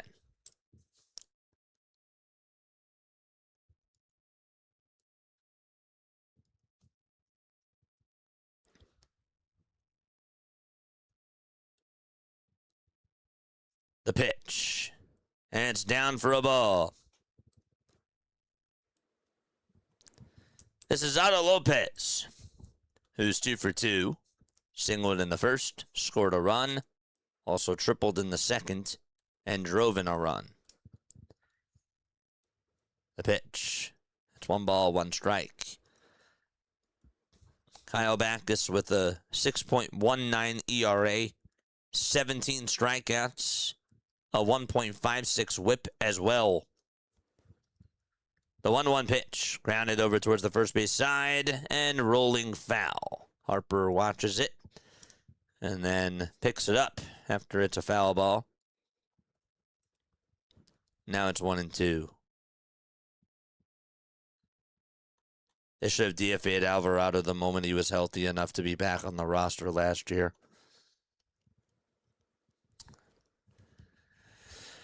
Oh, man.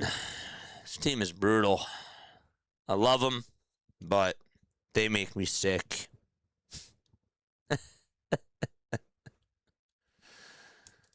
1 ball, 2 strikes. Backus fires, and the pitch is flied out over towards right field. Rincones is there, waits for it, and makes the grab for out number 2. Runner still over at first. And that's Marcy.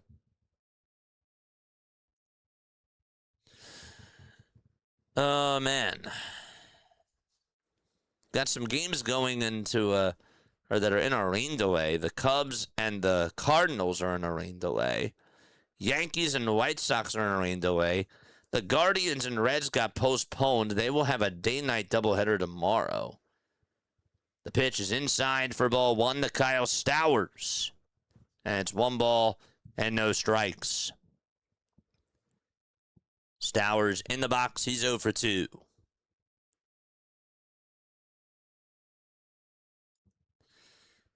The 1-0 delivery. And a called strike.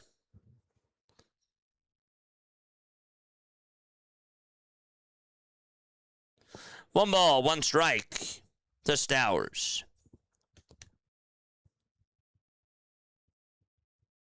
The 1-1 pitch and a line drive down the third base line. That's a fair ball. Marsh to go try to cut it off, and he does. Marcy goes over to third. Here's the throw to second, then Stowers slides in there safely. And so a 2-out double, and the Marlins are looking to add on to their lead. Jeff Kerr on Twitter, no matter what you think of the Phillies, they're going to have a very hard time getting to October if Zach Wheeler has to miss a significant amount of time. Destiny Legardo, Zach Wheeler's stuff declining in this outing is a terrible development for the Phillies. Throw out all of the other concerns around the roster. If Wheeler's not right, they're in deep trouble. 2 away, bottom of the fourth. 2 runners in scoring position. And Heriberto Hernandez is up. The pitch. A called strike at the knees. At 91 to hit the inside corner.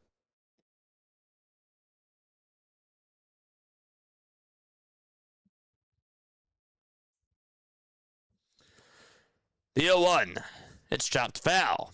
Over towards the third base dugout. That's 0-2. If we actually take a look at the NL East standings, the Marlins are 5 games in back of the Phillies.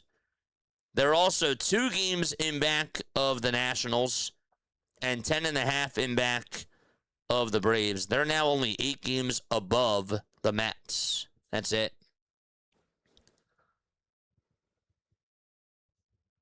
That's it.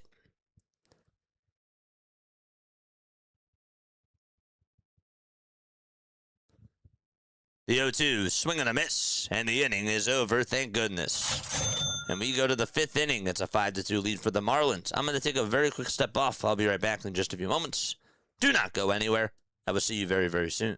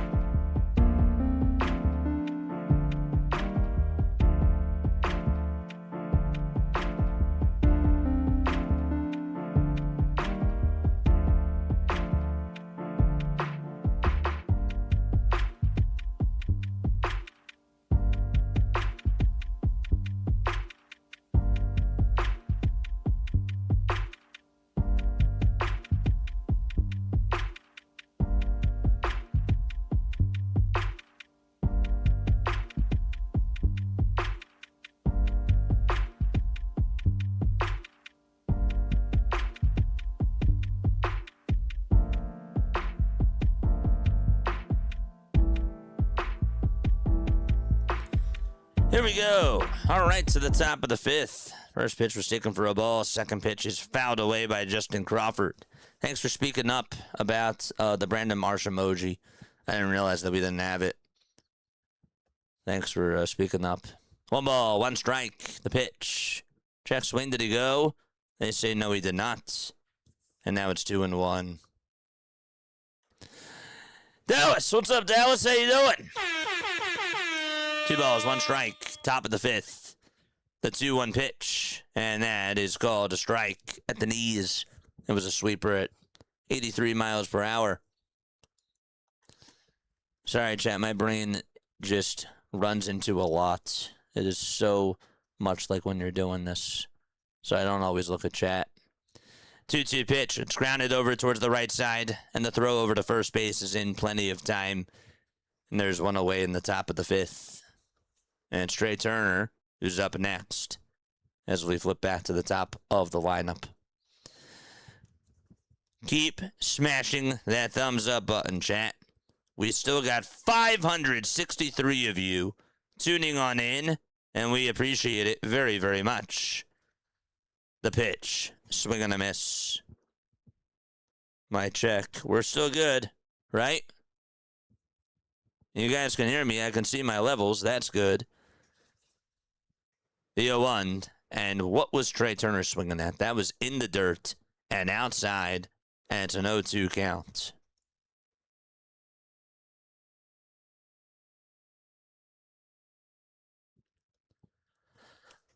The 0-2 pitch to Turner. Another swing and a miss. The splitter was not even close.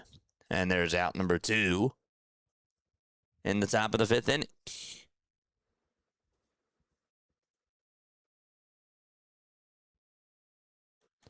I'm embarrassed to say, but I can't tell who they are even with my readers. Who are we talking about? Oh, the Phillies?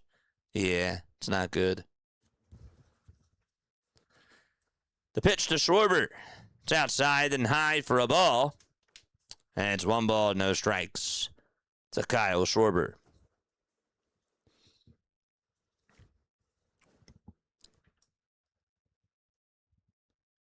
The 1-0 pitch. That's in there for a strike. Drop a 1 in the chat if you wanted Kyle Schwarber to come back before the year started. The 1-1. That's in there for strike 2. What's up, Dallas? The 1-2 pitch. And it's down and inside for ball 2.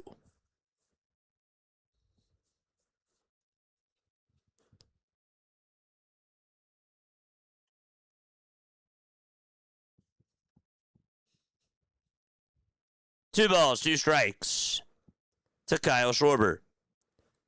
And the pitch, grounded over towards the right side again, played on the hop by the second baseman, the throw to first. That's in plenty of time. We go to the bottom of the fifth. It's a 5-2 lead for the Marlins. I'm going to ask my question again. Drop a 1 in the chat if you wanted Kyle Schwarber to come back to the Phillies before the season started. Drop a 2 if you didn't. And be honest.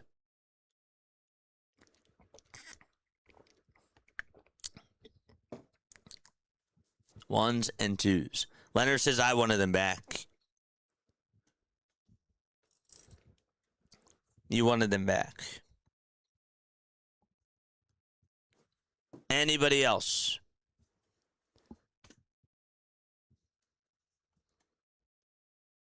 One, two, 1. 1. Okay. 1. So that is 4 ones. 1, 2. Vald, why didn't you want him? James says 1. Haley says 2. Would have preferred Ranger. My real estate says 2. Jack says 2. Boots says 1. Okay.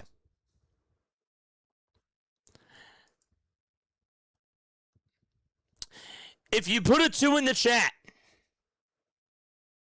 was it because of the money? If Kyle Schwarber would have signed for less, would you have taken him back? Less than a max contract. Would you have done it? If you had a 2. So Vald, Haley, Jack, and the others who put down a 2. Would you have done it if it was for less money? Bottom of the 5th. The pitch. And it's outside for a ball. Herman says 1. Elaine says 2. Edwards is up to bat. The pitch is taken for a ball. The 1-0 pitch. Foul ball. Mike says letting go of Ranger was criminal.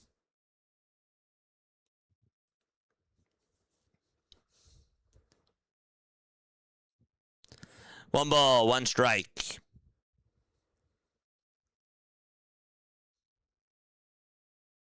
The guy's the heartbeat of the clubhouse. You two people are clueless. Well, I'll be honest with you. I felt the same way too. I did. I love Kyle.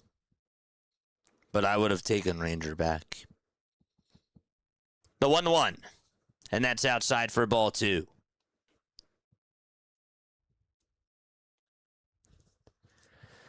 The 2-1 pitch. There's a line drive. Base hit out to left field. Play it on the hop. Right in front of Brandon Marsh. And a leadoff single here in the bottom of the 5th inning by Xavier Edwards. If it wasn't about the money, why did you not want Kyle Schwarber back? And for those people who dropped the 1, why did you want Kyle back? Even on a max deal. See, this is a good combo. The pitch. And you showed bunt there. And Hicks is down in the count 0-1. Ranger stays in Painter trade in hindsight.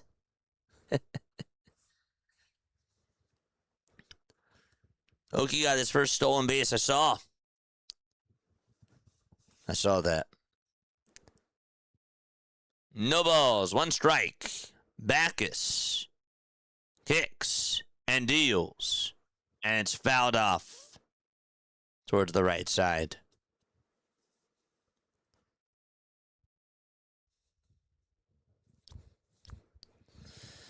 No balls, 2 strikes. And 8 seconds left on the pitch clock.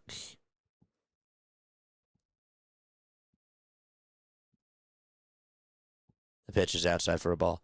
Let me ask you this. Drop a 1 if you wanted Harrison Bader to come back. And drop a 2 if you didn't. Everybody forgets now about Harrison Bader. The 1-2. And that is popped up out over towards shallow left field. Bohm is there. And he will make the catch for out number 1. Kalshi brought you here. Nice. I wanted a home run hitter and a strikeout leader. Gotcha. My problem with Kyle's contract is his length. It's not the money. Okay. So you would have been fine if they paid him the money up front rather than through the length of the contract.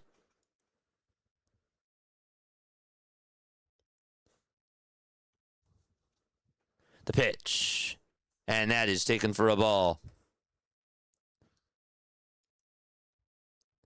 He's either going to come up and strike out, occasionally hit a dinger, but he's not a contact guy. $150 million for a DH is ridiculous. The pitch, fly ball hit out over towards medium depth left field, and the catch is made by Marsh for out number 2. And there's 2 away in the bottom of the 5th. I think that that's fair. But I also see Boots' point. Even when you have every alpha on the team or in the Team USA club, in the USA clubhouse, even DeRosa will tell you Schwarber is the lead dog of the pack anywhere he goes. I understand your point. The pitch. This is bunted foul. I think that's a good point. But I also agree that $150 million for a DH is a lot of money. No balls, 1 strike. Bottom of the 5th, 2 outs. The next pitch is popped up again, out over towards shallow left field. The catch is made, and we go to the top of the 6th inning. It's 5-2 Miami. Harper, Marsh, and Bohm are due up next. Letting go of Ranger was idiotic, considering Wheeler wasn't starting the season and Walker and Nola weren't right to begin with. And you were pretty much going to give Andrew Painter the number 5 spot, and it was not like that he deserved it. So, I hear you. And also, my other concern, too, heading on into the season was I didn't know if Jesus Luzardo was going to even be able to replicate what he did last year. That was another reason why I wanted them to bring back Ranger. I got to like Bader, then he's gone. So with the Bader stuff, we got 1-1, got 2 1s, 3 1s,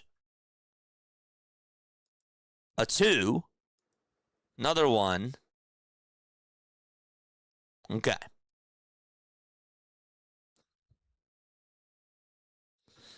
Wheeler's done for the night, yeah. Time to rally. Time to get some hits. Good discussion. I would have liked Harrison Bader to come back as well, but I don't think that it would have happened. It wasn't going to be on a lower type of a contract. It wasn't going to be that way. But I liked Harrison Bader. I did. I did like Harrison Bader. So Wheeler's done. 3 innings, 6 hits allowed, 5 earned runs, 1 walk, 6 strikeouts. Backus today, 2 innings, 2 hits, no runs, 1 walk, 1 strikeout. And the Phillies put up their only 2 runs in the top of the 1st on a 2-run home run by Harper. The long ball has just not been working today. Phillies also left 2 runners on with nobody out in the 4th inning. Was it the 4th inning?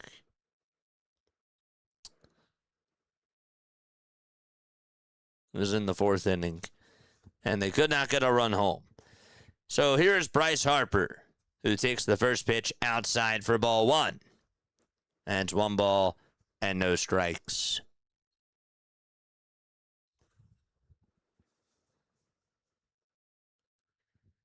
One ball, no strikes. The pitch to Bryce Harper. And that is down and outside for ball 2.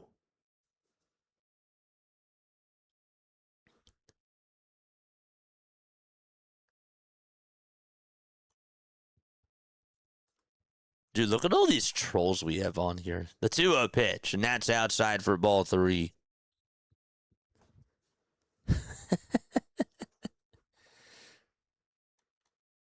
Look at all these trolls. 3 balls, no strikes. This is Gibson who's pitching. The 3-0 pitch.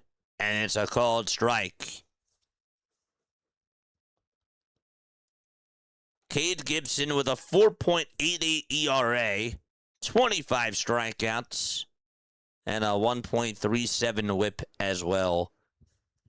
The 3-1 pitch. And that's down in the way for ball 4. Harper gets on with a walk to start off the 6th inning.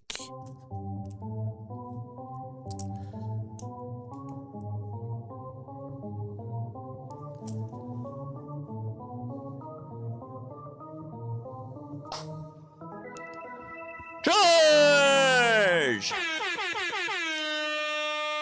All right, leadoff man's aboard, and Brandon Marsh is up next. Come on, Marsh. Drop the Marsh emojis.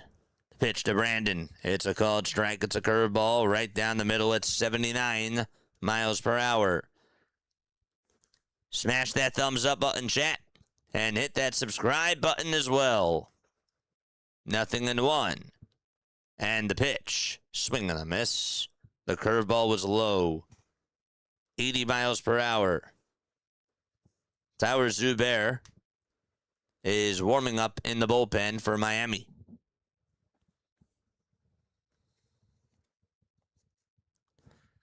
No balls and 2 strikes. Marsh in the box. Gibson. Lefty versus lefty. The 0-2 pitch. And it's way outside for a ball.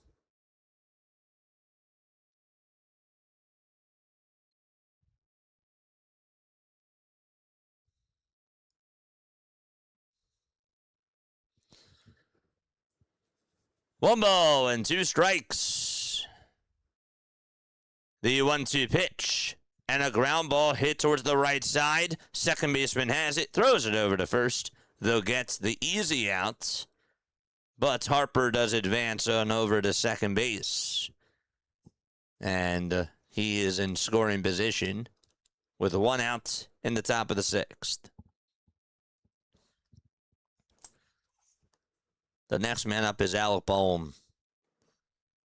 Could the Philly come back? The Phillies? Yes, they could. Will they? I don't know. The pitch is low for a ball.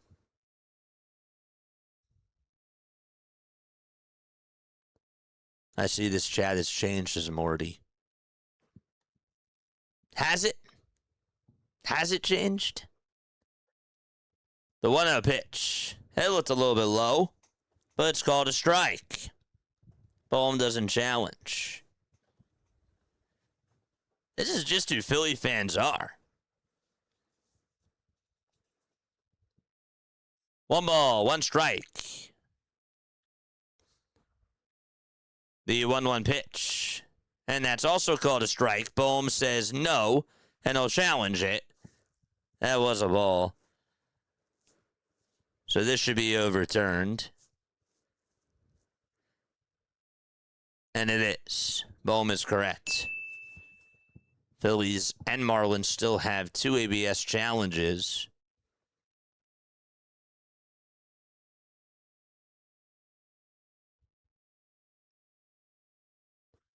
Two balls, 1 strike.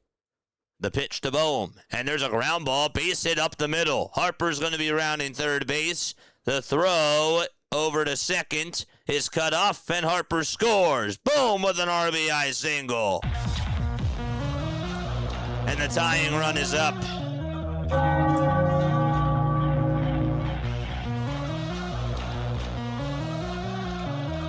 Cardboard. Or wait, who's that? Carol Bodner. Thank you so much for the gifted. The gifted jewel. Appreciate you. Crazy. Let's go, baby. We're not done yet.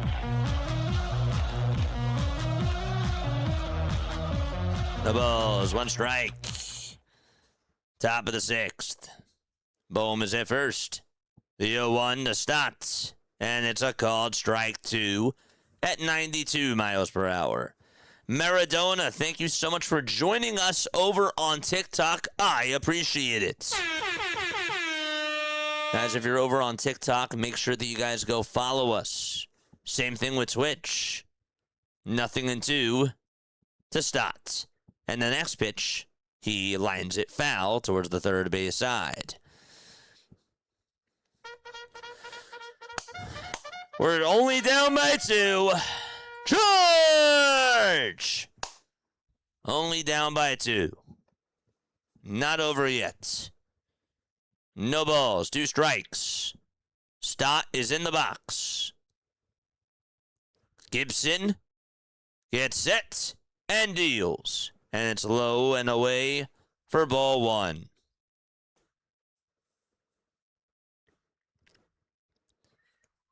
Is Harper elite? I always get this question. The 1-2 pitch to Stotts, and he takes it outside for ball 2. Back-to-back sweepers thrown off the plate by Gibson. That time it was a little bit more up. Stotts the tying run. Bohm's at first. Bohm's been doing much better offensively. The toss back to first, and Bohm dives in there safely. Where was he going? Where was he going to go? Where?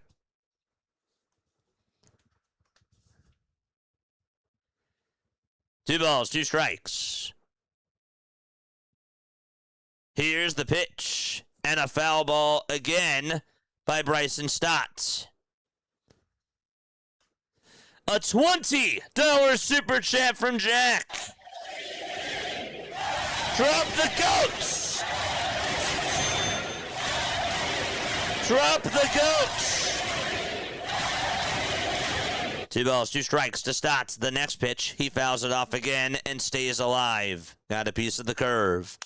People like to remember Kyle's bombs and dismiss the strikeouts. I want them to trade him at the deadline before his no trade kicks in. Don't care about the clubhouse. They play on grass, turf, indoors, and outdoors, but not in the clubhouse. I appreciate you, man. 2 balls, 2 strikes. The next pitch to Stotts. That's a ground ball. Hit towards the right side and through for a base hit. And Stott gets on. And that puts Bohm over at second base.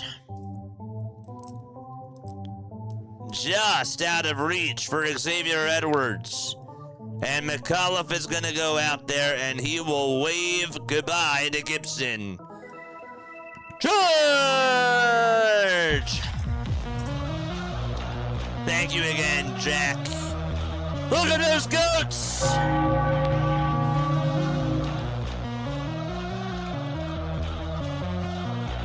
Priest! Thank you so much for the jewels! We're getting a lot of jewels today. We love it!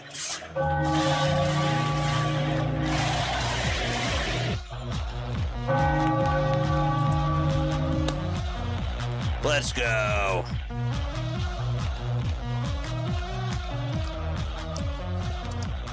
Folks, if you are new to my channel, my name is Jason Joseph. This is Play by Play with JJ. We got a lot of people on today. Is like the game not on in like certain areas? Is it blacked out for Marlins fans? Is that how you guys are finding us? Regardless, we'll take it for sure. Just a little bit about me really quickly. Hit the thumbs up button. Hit the subscribe button. Yeah, so about me. Back to that. Yes, so my name is Jason Joseph. This is Play by Play with JJ. I go on for Phillies baseball. I've been streaming for the last 3.5 years over on YouTube. I'm also on TikTok. I'm on Twitch as well. And we call Phillies baseball. We do other baseball games too around the majors. And we also cover the Sixers and the Eagles as well. If you like my style, if you like the sort of classic style of play-by-play plus a little bit of interacting with the chat, not a little bit, I do try to interact with the chat, but obviously play-by-play, I try to focus on that as much as possible. But if you like what we do on here, make sure that you guys like and subscribe to the channel and spread the word. If you do want to become a member, memberships are $2.99 a month. We did have Odin become a member today. Odin also gave a $10 super chat. I appreciate you, my friend. You guys can do that. If you see, whoa, there's this Bryce Harper emoji. There's this Phillies emoji. There's all these different things like this. How do I get that? Well, it's $2.99 a month. And one of the mods will drop the link to that down below. JT is up to bat. Time to lock back in as the pitch is fouled away towards the right side, and it'll be a souvenir. Phillies are down 5-3 against the Miami Marlins. Harper had a 2-run home run in the top of the first. Lopez scored on a fielding error by Turner, and then it was not Teoscar. Heriberto Hernandez hit a solo home run to tie it up at 2. And then Griffin Conine homered in the bottom of the second. Marcy doubled, and Lopez tripled, all in the bottom of the second. Here's the next pitch, and that's in there for strike 2. No balls, 2 strikes to JT. And then Bohm just got an RBI single to cut it back to a 2-run deficit. 5-3 is the score. 0-2 to JT. The pitch, and that's down for a ball.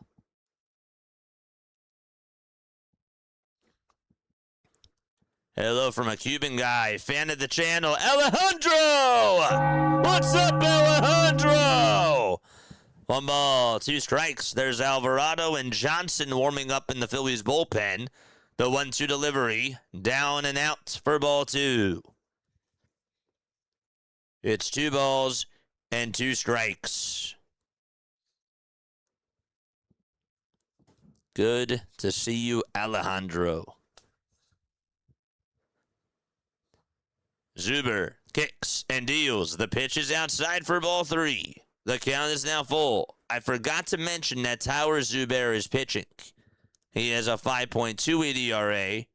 He's from Whitehall, Arkansas. He has a 1.37 whip as well. It was a 0-2 count to JT, and now it's a full count. 2 runners on. 1 out. Top of the 6th. The tying runs at first. The payoff pitch from Tyler Zuber. And here it comes. It's fouled off. And JT stays alive. Tyler faced the Phillies once earlier this year. He went 1 inning. He gave up 1 hit. And he struck out 1 batter. 3-2 is the count to JT. The payoff pitch, and JT lines 1 out towards right center field, and that's over the head of Conine, and bounces over the wall. It's an RBI ground rule double, and now it's a 1-run deficit.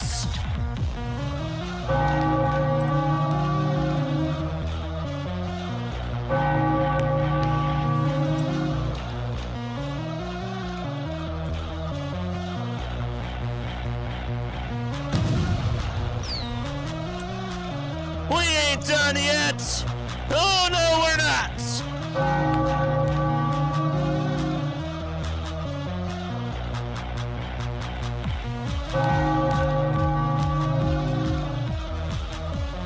And now it's Gabriel Rincones who steps up. First pitch, swing and a miss. He wanted that fastball. It was down the middle.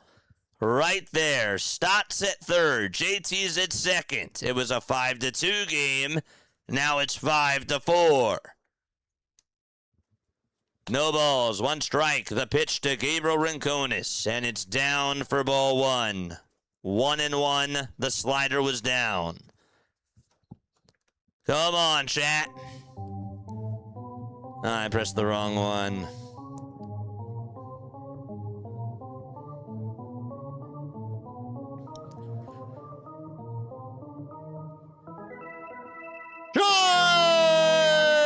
Charge! The 1-1 pitch, and a chopper fouled towards first base and into the dugout. 1 ball and 2 strikes to Gabriel Rincones Jr. Zuber kicks and fires, swing and a miss, and Rincones is down on strikes. The sweeper was out of the zone. There's 2 gone in the top of the 6th. The Phillies are knocking on the door. The question is, will they take the lead and come barging on in? The guy that's up next, that's Justin Crawford. White batting gloves. And the first pitch to Justin. It is fouled away. And it goes towards the seats on the third base side. We have 809 people tapping on in. Hit that thumbs up button and subscribe to the channel. No balls, 1 strike to Crawford. The 0-1 pitch, and he lines it foul again. Got a piece of the heater. A 308 average with Justin Crawford with 2 outs and with runners in scoring position. 12 RBIs, 2 doubles, and 1 long ball as well. The 0-2 to Crawford. And a line drive, base hit out to left field. 1 run will score. JT's rounding third. And he will stay at third base. It's a RBI single to make it 5-5. And JT will score 2. Did they call interference? I think they did. 6-5 Phils.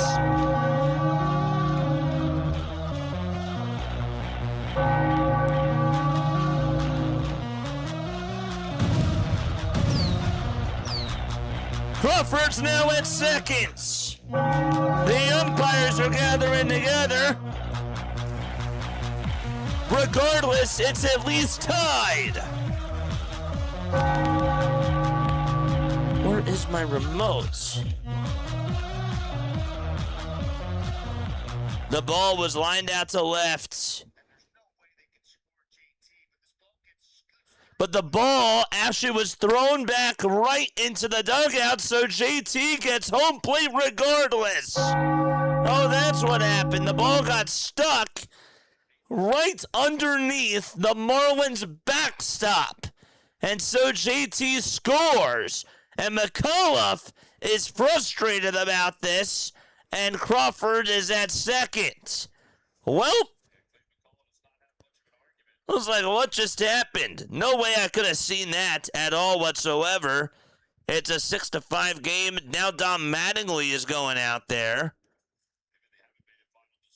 I don't know if the umpires have made a final decision yet. They were rounding together over at third base to come up with a call. And now the home plate umpire is talking to Dom Mattingly. It's at least tied. Or it's a 6-5 game.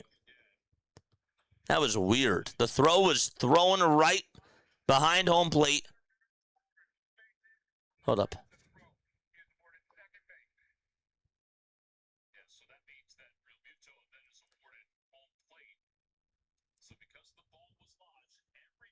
So the ball was lodged right behind home plate towards the backstop, and it got caught underneath the wall.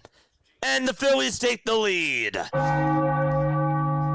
right, there we go. Turner, first pitch, fly ball hit out over towards left center field. The catch is made, and the inning is over. The Phillies do get the lead. It's a 6-5 game as we go to the bottom of the 6th inning out in Miami.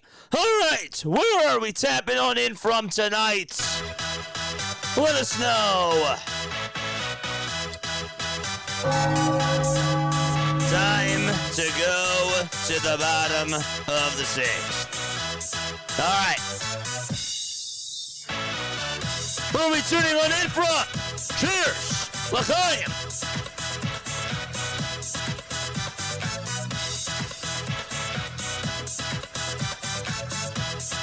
This has been some wacky baseball. Oh, that's an understatement.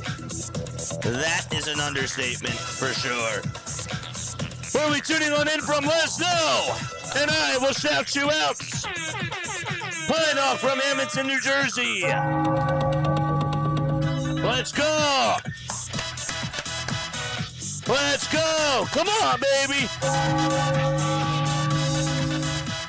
Come on. We got San Diego in the house. Jacksonville. Philly-born, says Kenneth. How you doing, buddy?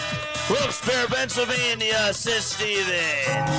Richmond, Virginia, says John. Gloucester City, says Moose Knuckles. Lancaster, Pennsylvania, in the chat. Berks County, Cape Coral, Florida. Sydney, Australia. Who else is here? Rocky Mountain National Park in the chat. Dirty Dipper, I see you. What's up, Dirty Dipper? Langmore, Pennsylvania, says Cool J. Nice. St. Anthony, Texas. Ducktown, Pennsylvania. Dewsburg, Pennsylvania. I love it. Everett, Pennsylvania, says Scott. Lewistown, Pennsylvania, says Adam. Alaska, says Luke. Harrisburg. Japan's in the chat. We love it. Jose Alvarado's going to pitch 44 games, a 3-3 record, 9 holds, a 6.16 ERA, 51 strikeouts, and 38 innings of work. And he is on to pitch for the Philadelphia Phillies, who just got the lead back on a bizarre sequence of events. Nice. Nova, thank you so much for the sub. Bottom of the 6th. Here is the pitch, and that is up high for a ball. St. Louis, Missouri, we're still in a rain delay, says EGZ. What's going on, man? Good to see you. We got the Dominican Republic here in the chat as well. The pitch. Fouled off. 1 ball, 1 strike. We're in the bottom of the 6th inning. If you guys want to send stuff to the P.O. Box, every Wednesday we do P.O. Box openings during the 5th inning. Play-by-play with JJ. P.O. Box 6, Gibbsboro, New Jersey, 08026 is the zip code. Yes, it is.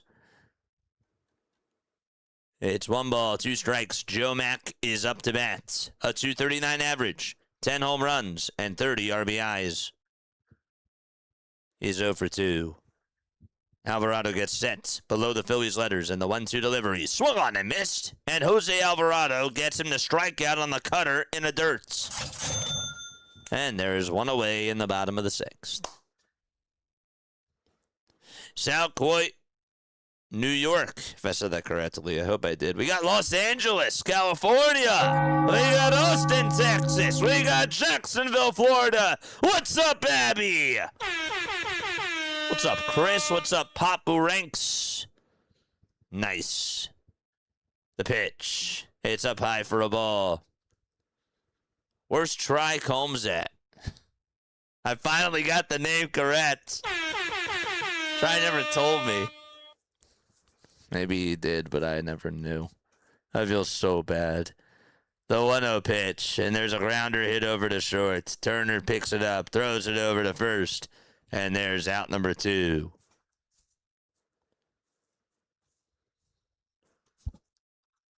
Nice. 2 outs, bottom of the 6th.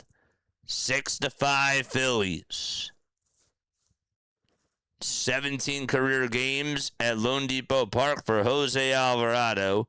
His ERA here is at a 1.8.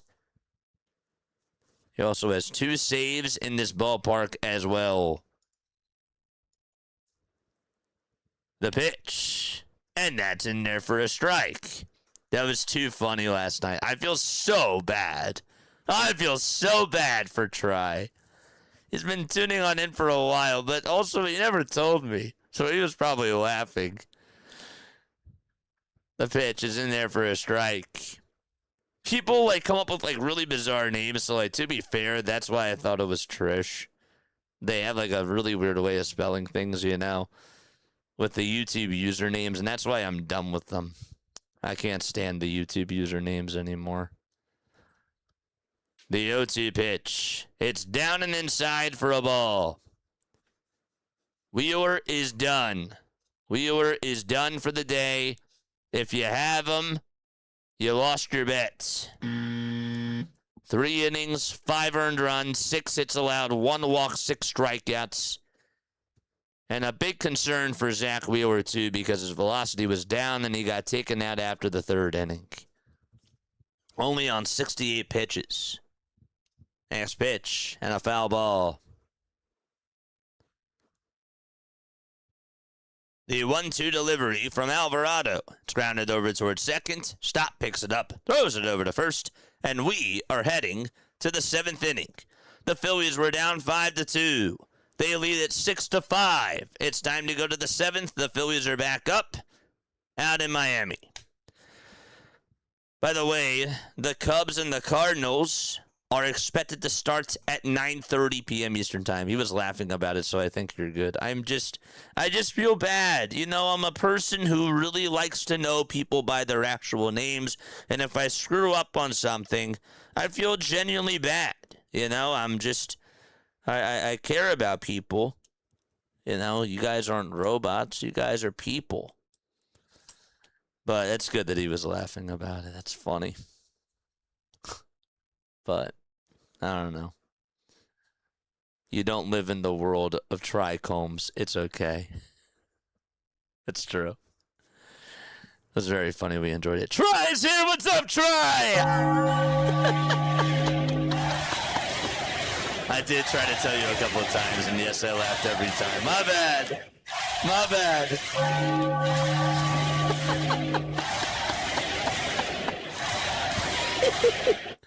Shout out to you, man. Shout out to Try. Appreciate you. All right. Don't forget, folks, the trivia question. If you were here for the postgame show yesterday, you should know what the trivia question is going to be. You have the advantage. You do. If not, though, you can go back to last night's stream and go back to the postgame show and figure out what the trivia question is going to be. Is this live? This is just your imagination, my friend. Nothing is live. What's live? What is live? Phillies put up 2 runs in the first inning, and they put up 4 in the 6th. What's up, buddy? Good to see you on here. Would like me to pronounce my last name, JJ. Not many people can pronounce it without hearing it. I'm going to say it's Steven Shaposko. The pitch. Line drive, base it out to right field by Kyle Schwarber. And that's how we start off the 7th inning. It's a single by Schwarber.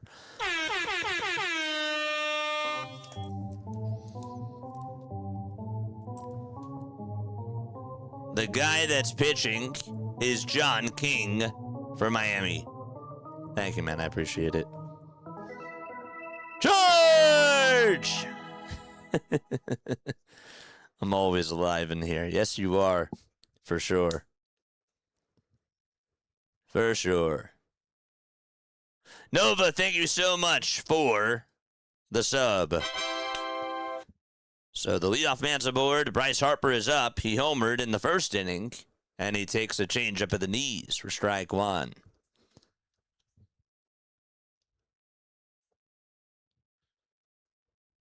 Try to tell him about schoolboy pronunciation, but he does it his way. I didn't see it. The 0-1, and that's down for a ball. To be fair, again, like when chat is flying by, I can't see everybody's chat. And maybe there was a chance that I missed somebody's chat like 4 times. Wouldn't surprise me. 1 ball, 1 strike. The pitch to Harper, and it's a foul ball. I'm not perfect. But that is funny. Scoobell. Hey, we should call him that when he comes on over to Philly, though, because he'll be ringing that bell, so it works. 1 ball, 2 strikes. The pitch to Harper, and it's chopped foul towards the right side. Insurance runs would be great, says Marley. For sure. See, there goes Kyle proving me wrong. He indeed can hit for contact, says Haley. Oh, man. Guys are hilarious.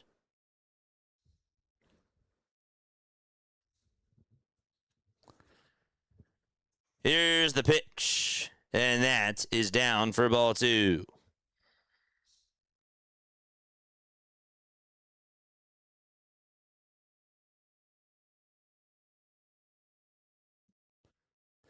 The 2-2. Grounded over towards the right side. The throw to the second. Did they get Schwarber out? They did. Just got Kyle out. It's a 4-6 fielder's choice. And Harper is at first base. Worried about the 5 runs we were allowed. What are your thoughts about that? I'm more worried about Zach Wheeler, period. I'm worried about if he's going to go on the IL. If that's what you're asking, then yes. I think that we're asking the same. I think I hear you, and we're on the same page. The pitch grounded over towards first, and Harper's going to get caught into a rundown unless it's a foul ball. Is it a foul ball? It is. Okay. So we'll do it again. I'd rather have that be the case. Jack with a 5!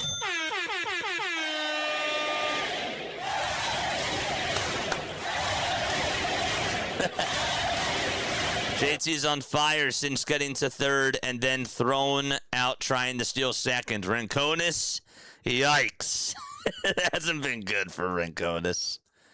Here's the 0-1, and that's down for a ball. Jack, again, dropped the goats down below for Jack. Thank you again for the super chat, my friend. 1 ball, 1 strike. And that's to Brandon Marsh. The pitch, swing and a miss. I apologize for missing that super chat. We have 734 people tuning on in, and 276 of you have hit the thumbs up button. Here's the pitch, swing and a miss, and Marsh is down on strikes. He got a curveball there. Another lefty-lefty situation, and Brandon Marsh cannot come through. Darn it. Thought maybe getting the emote back would help. Obviously, it has not. Still waiting to hear what the news is on Zach Wheeler. Bohm's pitch. It's fouled away. What Matt Gelb said an hour ago is that it looks like Zach Wheeler is going to be done after 3 innings. Obviously, he was. Something was affecting him all night. He threw a 91-mile-per-hour sinker in the third. Phillies brass, after huddling in the dugout, made the call. The 0-1. It's down for a ball. 1 ball, 1 strike to Bohm. 2 outs, top of the 7th. The 1-1 pitch. And Bohm flies one out over towards deep right center field. That ball's going back, but it's caught on the warning track by Conine for out number 3. And it's time for us to go to the bottom of the 7th inning. It's a 6-5 ball game. All right. I am going to ask you a Philadelphia Phillies trivia question, as we always do, and if you get it correct, you will hear this. If you get it wrong, you will hear this. Okay. So, if you were here for my postgame show last night, you know exactly what I'm going to ask. Last night, Bryson Stott became the 19th Phillies second baseman to record at least 5 RBIs in a game. And the first second baseman to do so since who did it? Since who? Whom? Essentially, who was the last second baseman to have 5 RBIs in a game? On your marks, get set, go.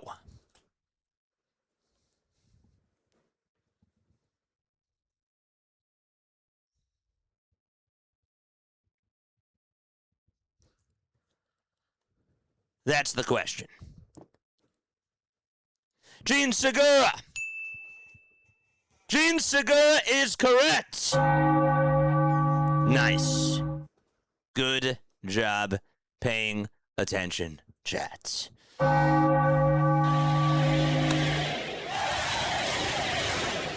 love it. Gene Segura did it on September 7th of 2020. Before that, it was Chase Utley, but Gene Segura had a 5 RBI game in September of 2020. Good job. I love it. Awesome stuff. All right, here we go to the bottom of the 7th inning. It's no balls and 1 strike to Kyle Stowers. Jonathan Bolin is pitching. The pitch. And it's up high for a ball. Bro, what are these trolls doing in the chat? It's a good song, but like, bro, what are we doing? The 1-1, grounded over to first. Play it on the hop. Harper has it. Takes it over to the bag. And there's out number 1. Who sings that song? That's a good song. I gotta look it up. So there's 1 away, bottom of the 7th. Heriberto Hernandez is up. It's a 6-5 ball game. Gene Segura is correct. Hernandez homered in the first. That was his 15th homer of the season. We mentioned that he is red hot for the Marlins. He has hit 6 homers in the month of July. He has a .296 average this month. And his first pitch is outside for a ball.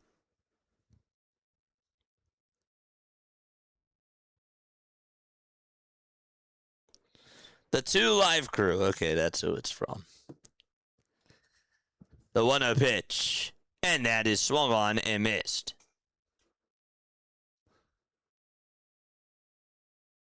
Yes. 1 ball, 1 strike. Bottom of the 7th. There's 1 out. Here's the 1-1 pitch. And Hernandez flies one foul. It's really deep. That goes into the 3rd. Nope, it did go on into the 1st. I thought that was going to go a little bit further, but it didn't. Just didn't have the distance. It had the height, though. Isaac, thank you so much for the sub on YouTube. 1 ball, 2 strikes. Bolin gets set and fires. And the pitch is fouled away.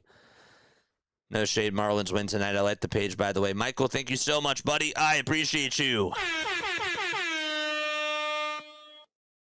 Bro, what the heck is this troll doing? Thank you so much, mods, for taking care of this. It's a good song, but it's like, bro, you have better stuff to do. The 1-2 pitch. And that's outside for a ball, too. But see, now if I keep giving it attention, it's going to only encourage him. 2 balls, 2 strikes. Bolin gets set just below the Phillies letters. The 2-2 pitch, and Hernandez pops it foul behind home plate. It is 2 balls and 2 strikes. Bottom of the 7th, 1 out.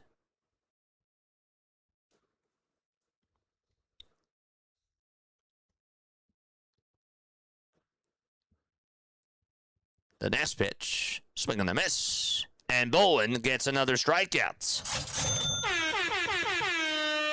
Nice. 2 up and 2 down in the bottom of the 7th.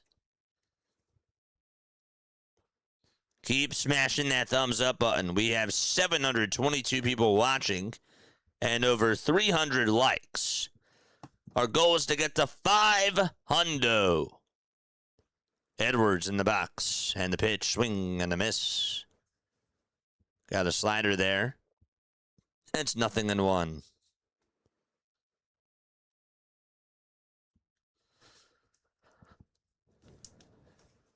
Don't forget, after the game is over, we have a post-game show. You guys can call on in and give us your thoughts on this game. Here's the 0-1. Swing and a miss. That was low.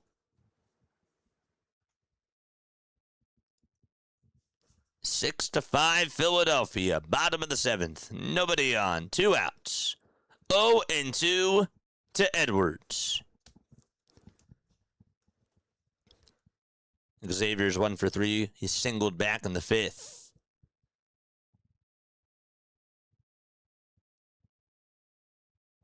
The 0-2 pitch. It is outside for a ball. If you guys want to call into the post-game show, if you want to leave a text message to the JJ hotline, it's 610-314-0844. Haley just posted it right here. Right here. The 1-2 pitch. Line drive, hit out over towards center field. Crawford backs up and makes the grab in front of the track. We still got the 8th and the 9th innings to go. Stott, realmuto, Rincones Jr. are all three due up as we go to the 8th inning. All right, where else are we tapping on in from? Football Highlights is still here. It is so good to see you. So good to see you. Thanks so much for stopping on by. Where else are we tuning on in from? Should Crawford be at third base so Derek Hill can play center field? Oh, man. Putting Crawford over at third, that is diabolical. Imagine Don Mattingly's like, Crawford, you're just going to play over at third tomorrow. That's crazy. Nah, that's crazy, man. That's crazy, crazy work. Nah, I'd rather have him play in the outfield. Just not center, ideally. Time to score some runs. Opinionated one, tuning on in from Sherlinka. Nice. Very, very nice. What else are we tuning on in from? We got Minnesota. Minnesota's here. Roseville, New Jersey, says Jason. What's up, Jason? Nice. Good to see you guys on here. Dominican Republic, Jose is back on Twitch. Nice, nice, nice, nice. Got a great crowd today for sure. Steve with a sub. Thank you very, very much. Yeah! Everybody wants a bell. If you subscribe, you get a bell. You also get a ta-da. Yes, you do. Yes, you do. Here is Bryson Stott. He is up to bat next for the Phillies. And he takes a pitch that is outside for ball one. John King is still on the bump. He has allowed 3 earned runs in the month of July in 4 2/3. Here's the 1-0 pitch, and that is outside for ball two. Enjoying dinner and a Phillies game. Jason, is the Rally Kitchen open? 2 balls, no strikes. Dumb question by me. I just had to ask. The 2-0, and it's down for ball 3. So it's 3 balls and no strikes. 5 seconds left on the pitch clock. And the 3-0 pitch. It's a strike on the inside corner for strike 1. Orion Kirkering will pitch the 8th inning. He is warming up right now. And that means that the Phillies have the lead. Duran's going to be in the 9th. The 3-1 to Stott. High drive. Hit out to deep right field. It's going to hit off the top of the wall. Stott's going to round second. He'll go over to third. The throw. It's not in time. Bryson Stott with his triple. And he's standing up at third base.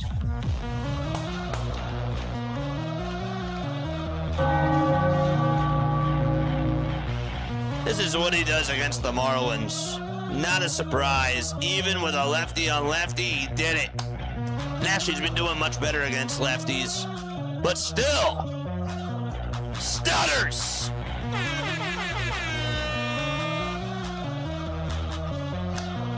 That's the 15th triple of his career. And JT comes on up and takes a changeup low for ball 1. JT 1 for 2, got hit by a pitch at an RBI double, also scored a run as well.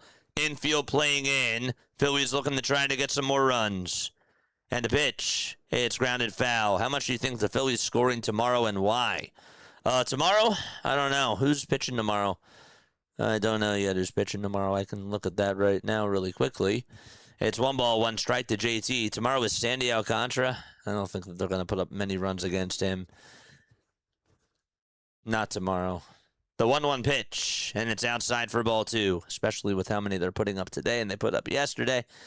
Then tomorrow's going to be more of a low-scoring game offensively for the Phillies. But I could change my mind. 2 balls, 1 strike. The pitch to JT. Down for ball 3.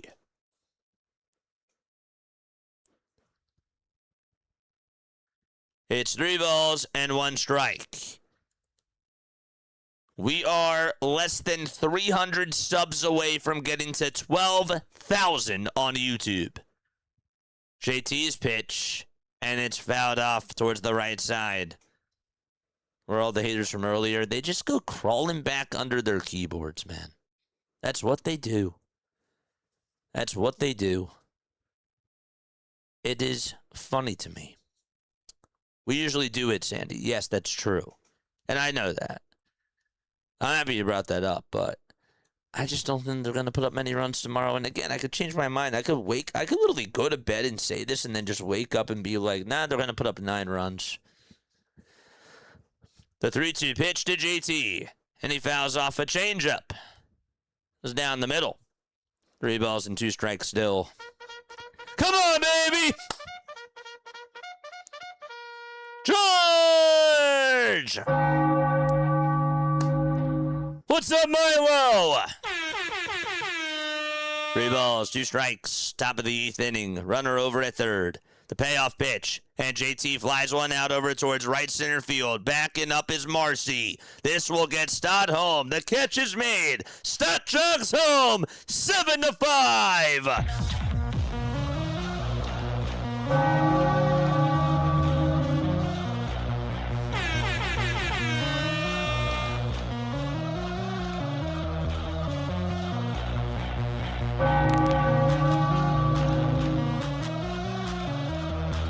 We'll take it. We'll take it. Here comes the former Marlin, Brian De La Cruz. First pitch to Brian. Low. Wow, that's called a strike? Wow. That was at the knees. No balls, 1 strike. I thought it looked a little bit lower, but that's a strike. 0-1. The pitch to De La Cruz. High chopper, hit over towards second. Can he beat it out? The throw to first. It's just in time. De La Cruz says challenge to Don Mattingly. It looked like he was out by a quarter of a step. An excellent play by Xavier Edwards. Mattingly says hold up. And he's going to challenge. Wow.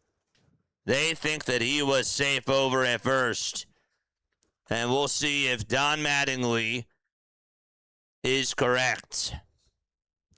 The bouncer was high. Edwards had to wait for that thing to come on down and give it all his strength on that throw over to first. I thought originally he got him out by a quarter of a step. Let's look again. That is close. Still thought from that replay he's out. Let's look again at this replay. That is really hard to the side.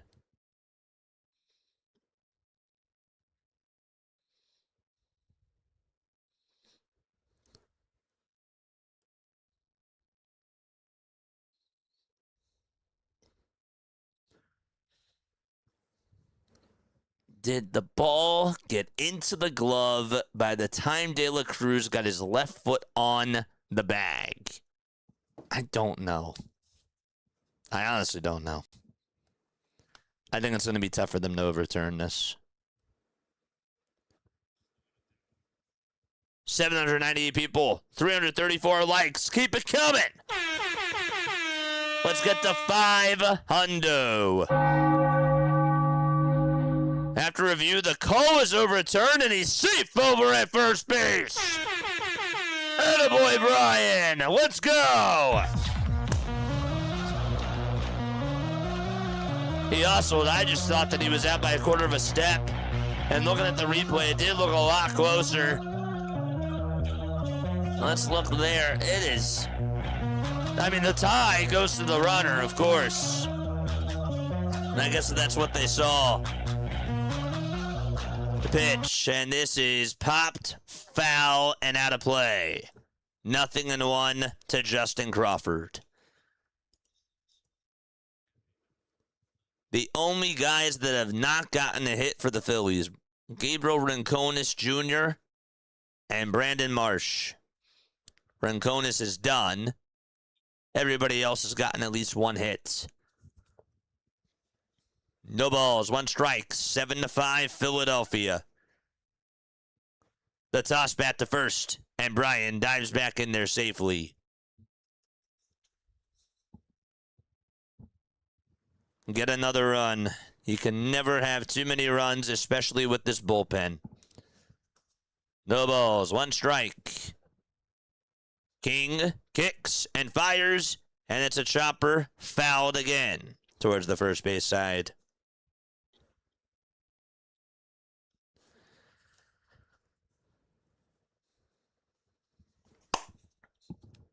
Gotta get runs. No balls, two strikes. Phillies were down 5-2. They've scored 5 unanswered runs. The 0-2 pitch. Crawford fouls one back again towards the screen and stays alive.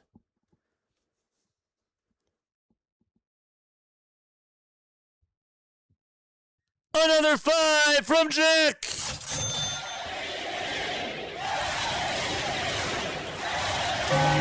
More goats. We need more. The pitch to Crawford, grounded sharply over towards second. The throw to shortstop, there's one. The throw to first, there's two. And that is a 4-6-3 double play. The inning is over. We're going to go to the bottom of the 8th inning. Hicks, Koenine, and Sanoha are due up next for Miami. And JT puts the catcher's gear back on. And the Phillies will have Orion Kerkering come on in the pitch. Another 5 from Jack. Jack says Stott has 15 career triples. What Phillies second baseman once had 15 in a season? By the way, he had 19 in his rookie season. Most exciting Philly ever. I gotta say it has to be Chase Utley. I mean, it has to be Chase Utley. My second guess, I don't know why I would say this. Wait, hold up. You said he had 19 in his rookie season. It has to be Chase Utley. It has to be Chase. I can't think of any other second baseman who would have done it. Am I correct or am I incorrect? Chat, you can answer this too. Let's go! I need more goats in the chat for Jack. Yes, let's go. 3 up, 3 down. Chase Utley. It has to be Utley, right? It just has to be. Segura. What Phillies second baseman once had 15? He had to have been a Phillies second baseman. That's true. Could have been Juan. Could have been Samuel.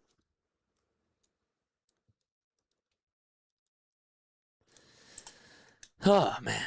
Jack, what's up, Jack? Hello, everyone. I'm looking for a love partner. What's up, Jack? How you doing? Keep it clean in the chat. That's all I ask. Just keep it clean. Looking for a love partner. You sound like a troll. You got me to laugh there. You got me to laugh. That's funny. All right. We're going to the bottom of the 8th inning. 2 in a row. Ryan Sandberg. It was 1. Oh, darn it. Oh, I gotta play this. I'm a loser. Juan Samuel. Oh, thank you for the 2, man. Juan Samuel. Tisk, tisk, tisk. 1984, 19 triples for Juan Samuel. It's like really, I really didn't.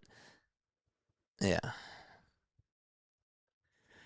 First pitch to start off the bottom of the 8th is called a ball. JT is like, no, it's not. And he is correct. It is not. It's no balls, 1 strike. Here's the 0-1. That's down for a ball. Jack, thank you for all the super chats. Odin and Dave, thank you for the super chats as well. And also for the membership, Odin. I appreciate you. The 1-1 pitch, and that is low for ball 2. Phillies have Orion Kerkering pitching, a 2.75 ERA. 2 balls, 1 strike, the pitch, and it's low for ball 3. Marley on TikTok says the offense is waking up. Yes, it is. That's good to see. 3 balls, 1 strike, the 3-1 delivery. Swinging a line drive hit out over towards right, and that gets down for a base hit. 1 bounce in front of Brian De La Cruz. And the tying run is going to come on up to the plate for Miami. How do we get here? Bryce Harper hit a 2-run homer in the top of the first. And Otto Lopez scored on a bad throw by Trey Turner in the bottom of the first. And Heriberto Hernandez followed up with a solo home run. That made it 2-2. Conine had a solo home run. Marcy had an RBI double. And Lopez had an RBI triple. That all happened in the bottom of the second against Zach Wheeler. Conine is up, and he looks at a first pitch strike. In the 6th inning, the Phillies put up 5 runs. They were down 5-2. Bohm had an RBI single. JT had an RBI ground rule double. Crawford also had himself a 2-run single. And then in the 8th inning, JT hit a sac fly. Did I say 5 runs? I meant to say 4. My bad, chat. They put up 4 in the 6th, 1 in the 8th. The next pitch is fouled off again. No balls and 2 strikes. Time is called by Conine. Orion Kerkering. The last time that Orion pitched was on Wednesday against the Dodgers. He went just 2/3 of an inning. He allowed 2 earned runs and 2 walks. The 0-2 popped up, hit out over towards shallow left field. Bohm is there, calls off Marsh, makes the catch, almost backpedaled into him after he caught it. He was like, whoa, whoa, whoa. And there's one away. Orion's earned run average is at a 2.75. 44 strikeouts as well. And this year, he's gone 39 1/3 of an inning. And he has given up 23 walks. Here's the pitch. Inside for a ball to Javier Sanoja. Runner still at first. That's Liam Hicks. The 1-0 delivery. Fly ball hit out over towards center field. It'll stay in the ballpark. Crawford backpedals and makes the grab on the track for the 2nd out of the inning.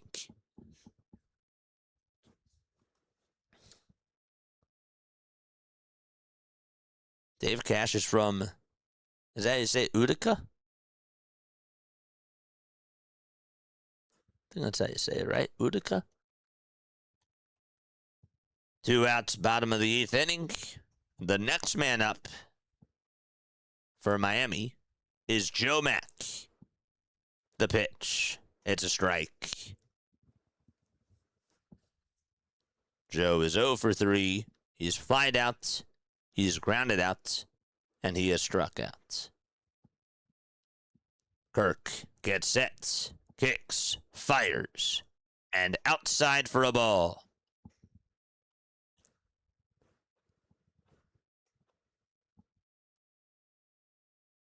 Samuel's lifetime batting average, 259, 1,578 base hits, 161 homers.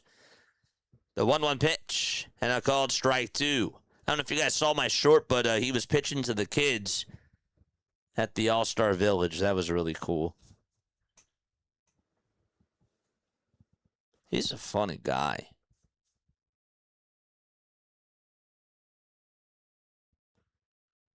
The 1-2. Line drive hit out over to left. It's caught by Marsh, and the inning is over.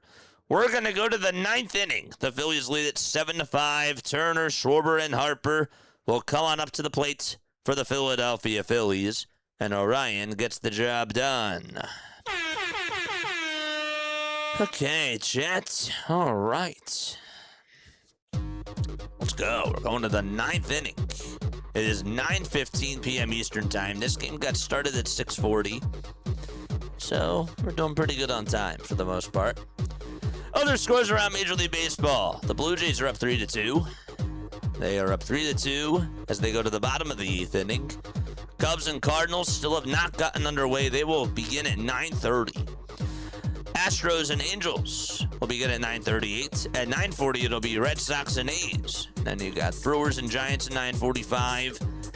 And that's all the games that are ready to occur. Final scores from earlier today. The Rangers won 7-3 against the Mariners. The Pirates and the D-backs are tied at 2 apiece in the top of the 9th inning. The Orioles are up 8-5 against the Tigers. And then you got the Mets spanking the Braves 9-3.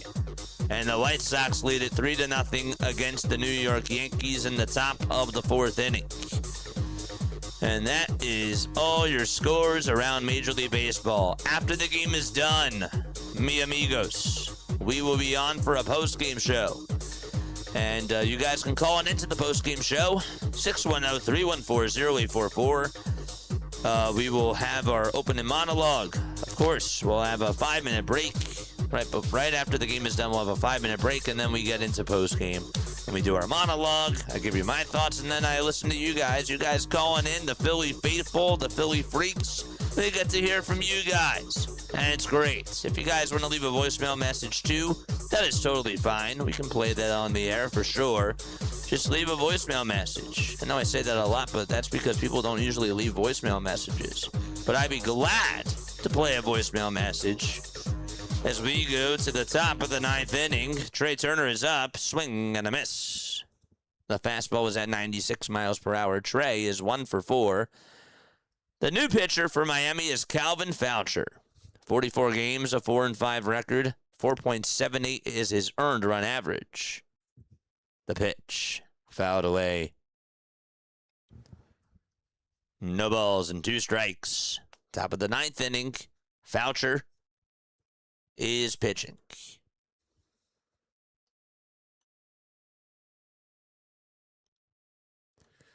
The 0-2. Down and away for a ball.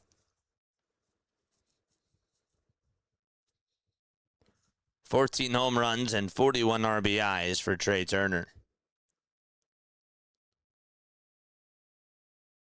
The 1-2 pitch to Turner. Low for ball 2. Phillies have 10 hits today, 7 runs scored. There's the Durantula. Get your spiders ready for the bottom of the 9th. The 2-2 pitch. And Turner pops this one up, out over towards the first base side. Stowers backs up, waits for it to come down, and there's out number 1. Jeez. What is going on in chat? You guys are funny, man.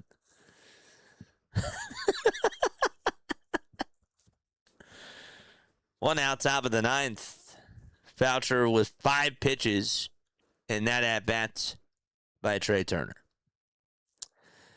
Schwarber comes up, and he looks at a curveball that is outside for ball 1. Each team still has 2 ABS challenges left.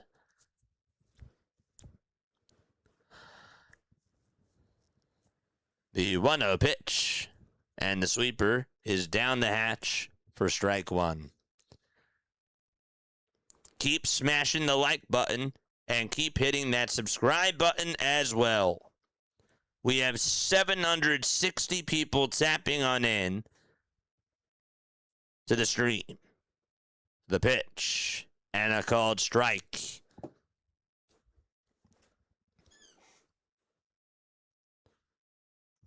And subscribing to the channel, my friends, is free. To Mundos Hermanos, thank you so much for tapping on in on TikTok. The 1-2 pitch. Low for ball 2. The curveball was in the dirt.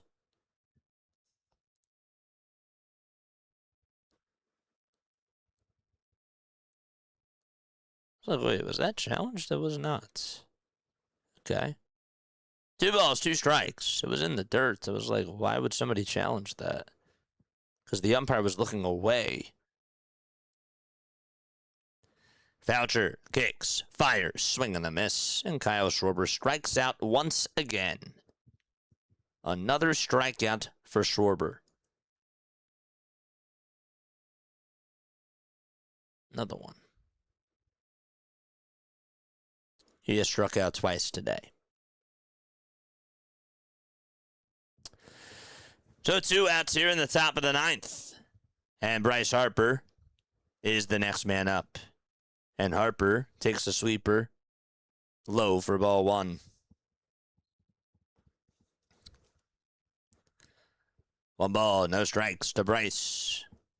Voucher kicks and deals. And it's outside for ball 2. It was nice to see Harper homer in the first.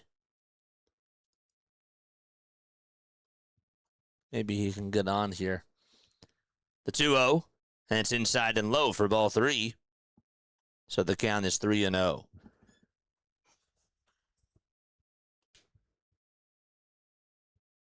I love how Bowman's hitting the ball better. Bowman's stats over these last couple of days have just been doing a good job on offense. Really good to see. 3 balls, no strikes. Harper calls for time.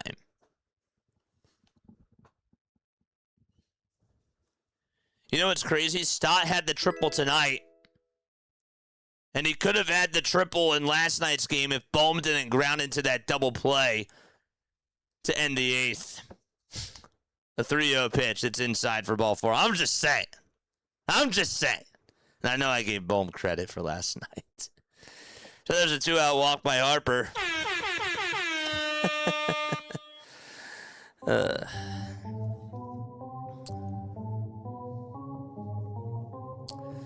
Here comes Brandon Marsh. He's the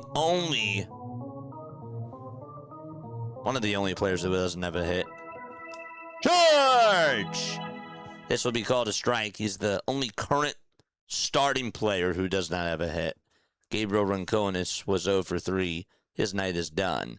This is challenged by the Marlins. It was called ball 1. It's a strike, and it'll be overturned. No balls, 1 strike to Brandon Marsh.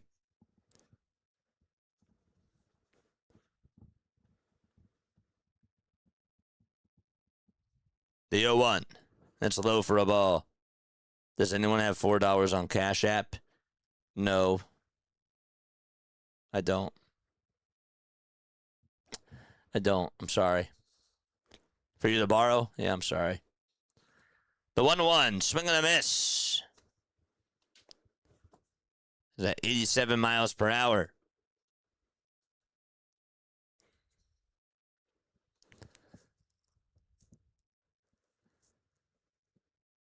The 1-2 delivery. Swing and a miss again. Marsh is just struggling right now as we go to the bottom of the 9th inning. The good news is that the Tarantula is going to come on in and activate the spiders. Let's go. Bring them in the checks. Bring on the creepy crawlers. Drop your ants. Drop your spiders. Come on.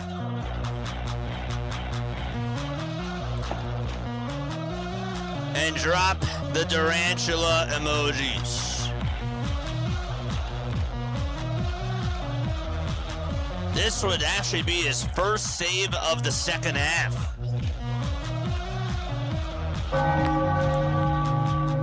Duran's last save opportunity When was it? When was his last save opportunity? I'm going to look it up right now. I'm going to look it up right now. July 11th. It has been 16 days since Duran has gotten a save. 16 days. That's 2 weeks and 2 days. If you couldn't do the math.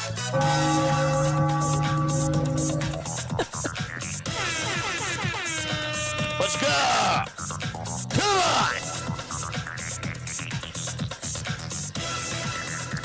Billy Unicorn, thank you for the sub. Let's go.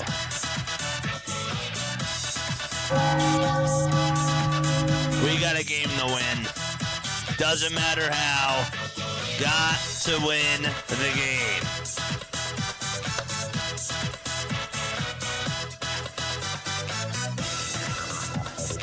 Yeah. Bottom of the ninth.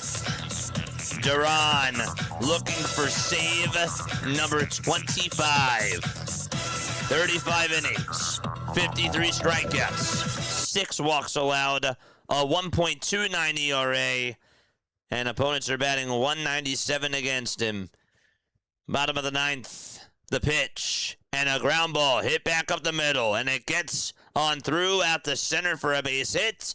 And a leadoff single provided by Jacob Marcy. And the tying run is up to bat within the blink of an eye. No chance that Turner was going to make the dive and stop successfully there. Got on by him. Runner over at first. The tying run is up. And it's Otto Lopez, who is singled. He has also had an RBI triple, a run scored, and a stolen base. The pitch. But before the pitch is thrown, Duran takes a step off the mound. Pay attention, JJ. Runner at first. Duran kicks, fires, and it's inside for a ball.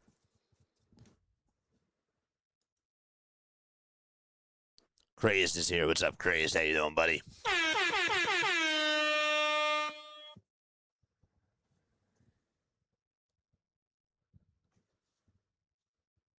One ball, no strikes. Duran fires, and it's high for ball 2. Looked like it was a strike. No challenge by JT. I mean, they still have 2 ABS challenges left. Might as well use them sometime. You know? 2-0 is the count. 5 seconds left on the pitch clock. The stretch, the pitch, grounded, and that's out to right field for a base hit past the dive of Harper. And we have runners over at first and third with nobody out in the bottom of the 9th inning.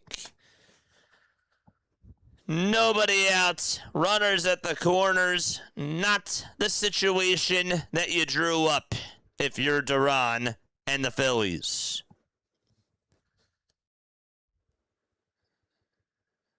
That's what happens when you fall behind in the count. Harper wasn't going to be able to make the dive and stop there. And so we have runners at the corners with nobody out. The tying run is at first, and the winning run is up to bat.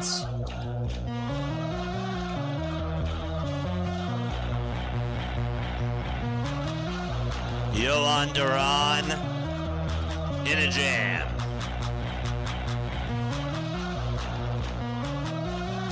If you see a spoiler, time him out. No spoilers in the chats. You've been warned by Haley. Next time, you're in a timeout. Stowers is up. I don't know if it was a spoiler or not.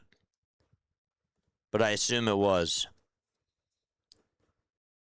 Stowers is in the box. The pitch to Stowers. That is outside for a ball. No throw made over to second. And now the tying run is in scoring position. Again, there's nobody out. Lopez steals second base. I knew exactly what he was going to... I knew that he was going to go there. 1 ball and no strikes. The pitch to Stowers. And it's fouled off again. 1-1. Stowers doubled in the 4th. He is 1 for 4. 8 seconds left on the pitch clock. Duran kicks and deals, and that hits Stowers. Oh, no. It hits him, and the bases are loaded with nobody out now. And Marlins fans are on their feet. A nightmare situation for Yohan Duran and the Philadelphia Phillies. Got him on the elbow, and the bases are juiced. And it's Heriberto Hernandez who's up next. That makes it even better. And Caleb Cotham is going to have a word with the Durantula.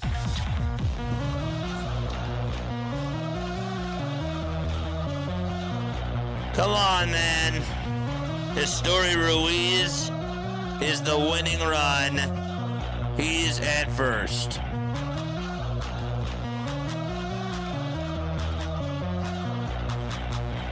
Hernandez homered in the first.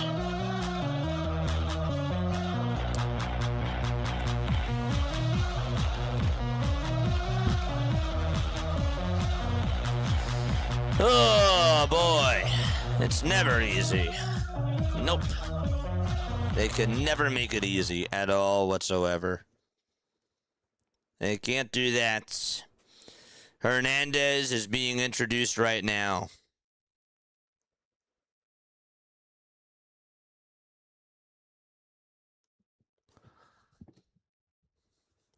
Bases are loaded. There's nobody out.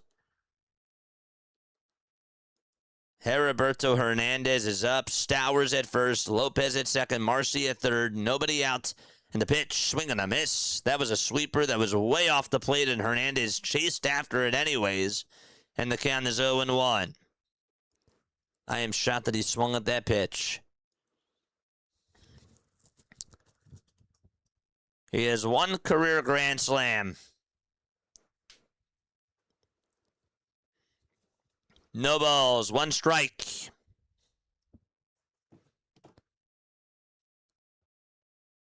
Eight seconds left on the pitch clock. Gotta shut the door. The 0-1 pitch, and that is outside for a ball. Try to get him to swing after that. Didn't work.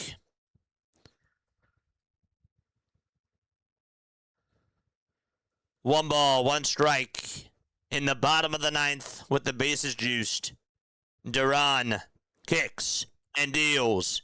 And it's called a strike 2, but it's going to be challenged by Hernandez. He's like, no, that's not a strike. And this should be overturned to ball 2. And it will. It's 2 balls and 1 strike. That was almost 2 inches off the plate.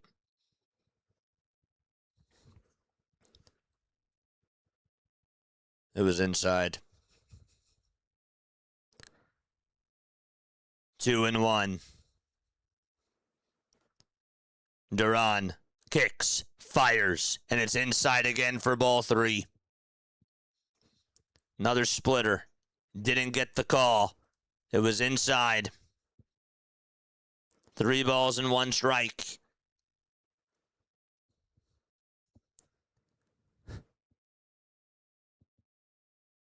Hitters count. Duran takes a quick step off. 3-1 to Heriberto Hernandez.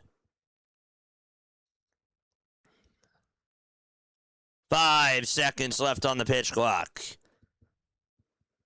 Duran kicks and fires, swing and a miss. That was a high fastball at 102, but he got him the swing after it anyways.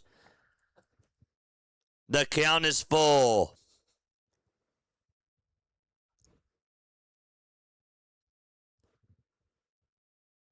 Up next is Edwards.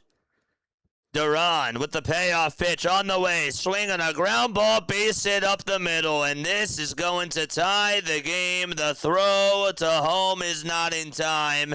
It's a 7-7 game. A 2-run single by Heriberto Hernandez, and we are locked up at 7. Another fastball, and that time Hernandez got a hold of it. And we are tied at 7. Unbelievable.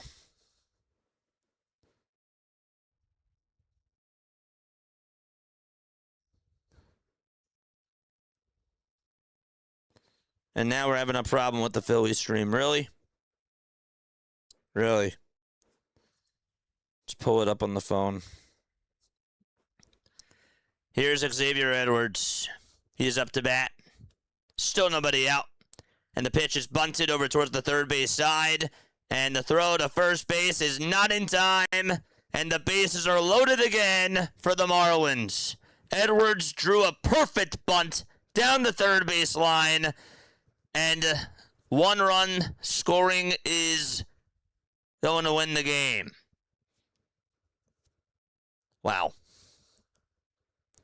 That was perfectly placed down that third base line. Let's look at this again. Yep, he beat it. He beat it out. Nowhere to put the next man, and that is Liam Hicks. We're tied at 7. Not even 1 out is recorded. The infield is playing in. They're on life support. The pitch to Hicks. That's a called strike. It's a knuckle curve at 88 miles per hour.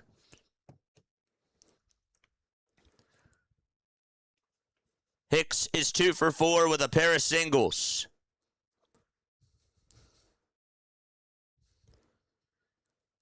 The 0-1 from Duran. Grounded over towards first. Harper jumps up, makes the catch, and throws it to home. It's in time. And that is a 3-2 fielder's choice. And there's 1 out in the bottom of the 9th. So they finally got the first out. And up next is Griffin Conine. Harper jumped up, caught it, landed, threw it over to home. The throw was low. Thank goodness JT was able to make the catch there. And he did. A double play gets out of this. Conine's up next. The pitch to Conine. It's up high for a ball. Throwing it 101 miles per hour.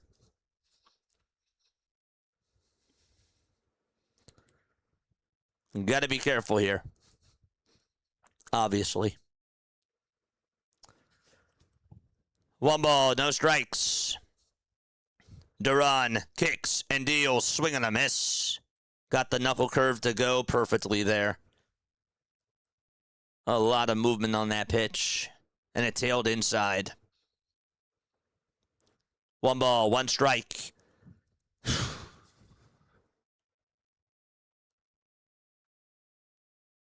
1 out. The 1-1 pitch. Line drive, foul ball. And it's 1-2.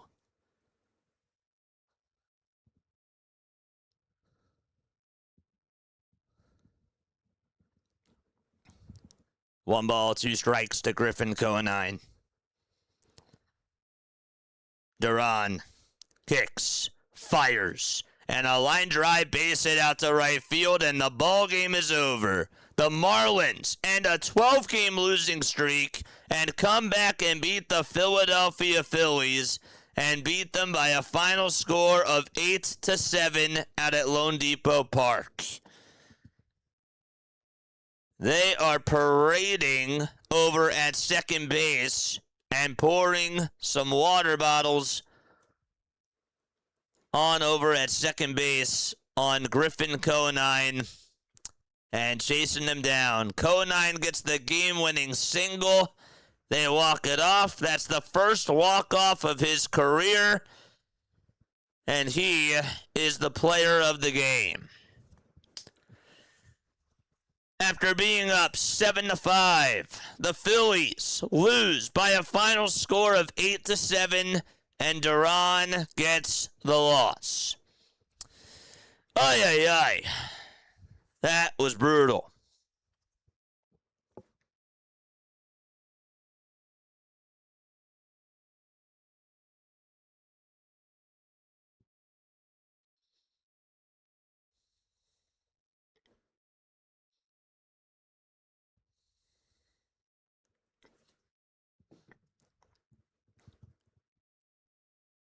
This is how the ninth inning went for Duran. A leadoff single by Marcy, followed up by another single by Lopez. Stowers got hit by a pitch. Heriberto Hernandez tied it up on a 2-run single, and then Edwards drew a perfect bunt down the third base line. Hicks then grounded into a fielder's choice, and Conine walked it off with a single. And that is how the Marlins snap their 12-game losing streak, and they do it against the Philadelphia Phillies. Wow. That is a stinger. We got a lot to talk about during the post-game show. I am just baffled that they lost this game, but more so, I am concerned about Zach Wheeler. And that's the number one thing that is on my mind. Even if they would have won this game, that still is what is on my mind, clearly. But to add that on with a loss like this, ew! Disgusting. Chat, how would you describe this game in one word? I want you to comment down below, because I'm sure that we're all feeling the same thing. But how would you describe it? And be honest. Wow. Disgusting, says Nas Bricks. 8 runs on 14 hits for the Marlins, 7 runs on 10 hits. They had them. They were down 5-2. They got the lead back. And all they needed to do was to have their closer go out there and get the job done.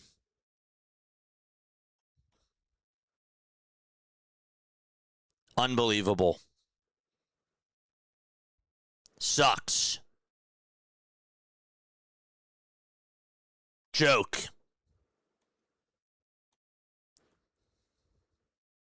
Expected. A letdown. Deflating. Okay.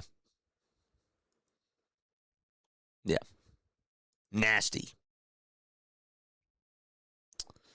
Deflating. It was good. Nasty. Letdown was a good one, too. Dang it. Predictable, says Jim. Obituary, says Boot. Yeah. Look, I'll give you all my thoughts. Am I really, upset about Duran? Honestly, Wheeler and Duran are allowed to be human. But, unfortunately, this to me is a reflection on the rest of the team, and I am very concerned about Zach Wheeler. That's been the number one thing that has been on my mind. And we'll talk about it. We will talk all about it during the post-game show. I think that the one thing that's always cool about doing these games is that we can have heart-to-heart conversations. And sometimes that they're uncomfortable. Sometimes they're fun. Tonight is going to be one of those uncomfortable conversations. It is. I just got a notification from Broads. Phillies tick me off. Yeah. Yep. Phillies would never make the playoffs this year for sure. Well, yeah. I can't go that far. I can't go that far. That was the worst loss. I also can't go that far either. We've been through some bad losses. Eagles fans as expected. Yeah. All right. Let's regroup. 5 minutes, okay? 5 minutes. Actually, you know what? With this one, we'll do 6 because I do need to. I need to get up and stretch. All right, so 6 minutes, and then we'll be back after that. Jack with a $2 super chat throws over 100 and gets beat on a curve, says Jack. Thank you again for the 2. Jack caught me right at the buzzer. He caught me right at the buzzer. Thank you, man.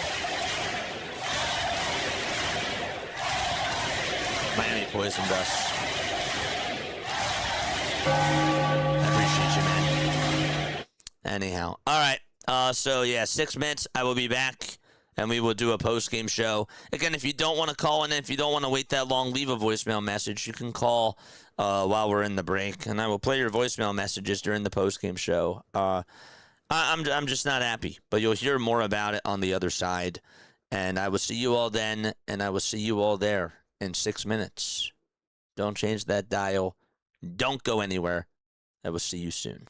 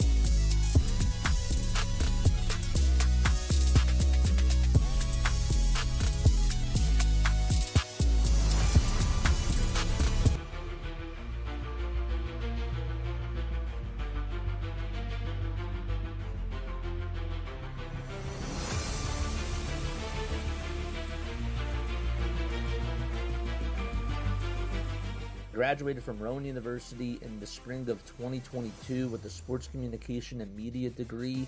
I got to actually call minor league baseball and G League basketball games while I was in school. And then I graduated, and as soon as I graduated, I went to NFL Films in Mount Laurel, New Jersey. And as much as I loved that experience, I miss putting on the headsets. I decided, you know what, talk is cheap.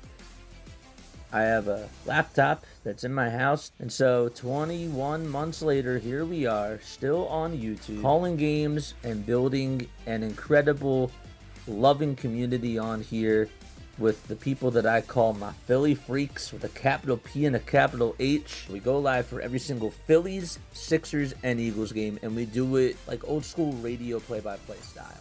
I'm Jason Joseph, and this is Play-by-Play with JJ. I showed a swung on, barreled out to right field. Bye-bye baseball. That baby is long gone. Oh boy. Well, the Philadelphia Phillies coming on into tonight. Here's where we're going to start off, okay? This is where we're going to start off here. First of all, welcome on into the Philadelphia Phillies postgame show here on Play-by-Play with JJ. Let me change this graphic really quickly.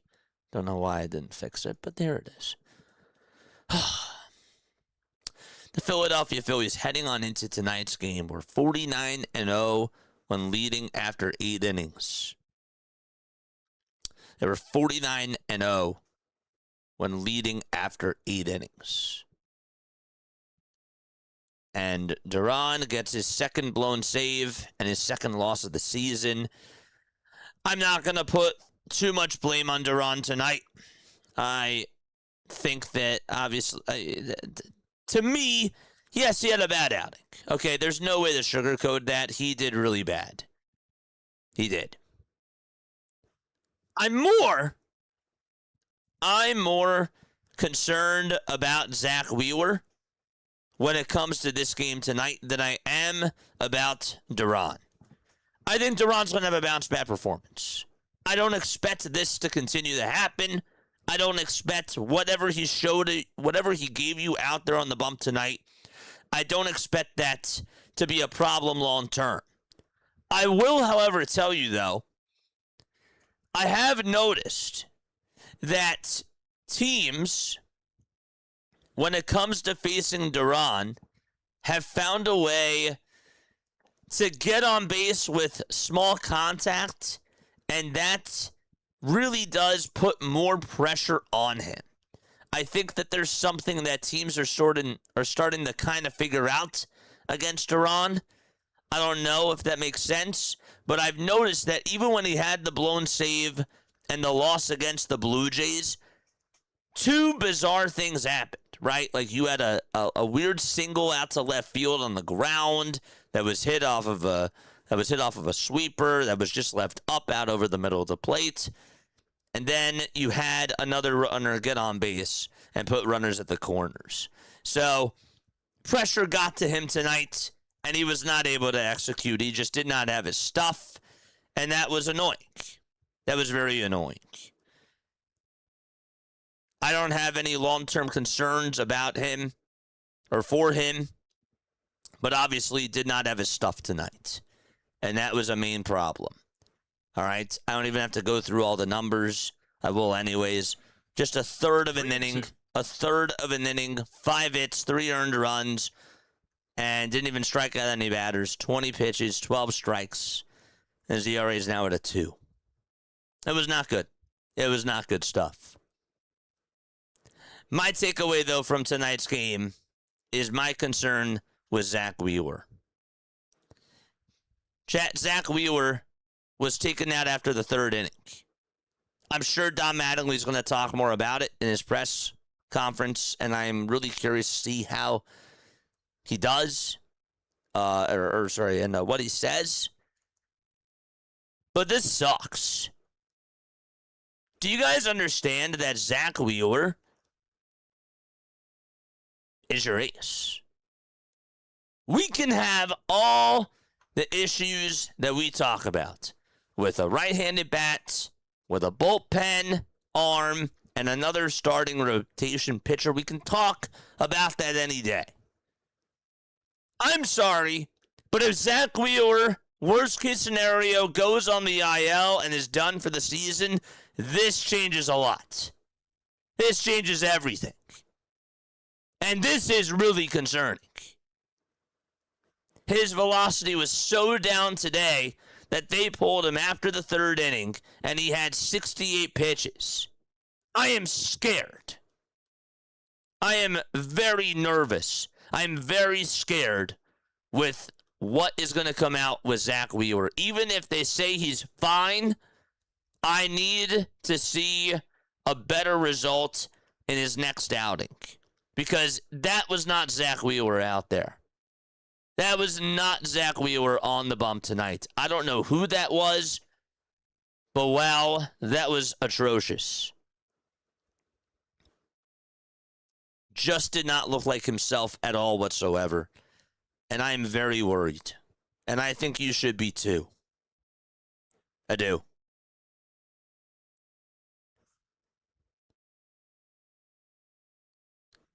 The whole foundation of this starting rotation is supposed to be Zach Wheeler, Christopher Sanchez, and Jesus Luzardo.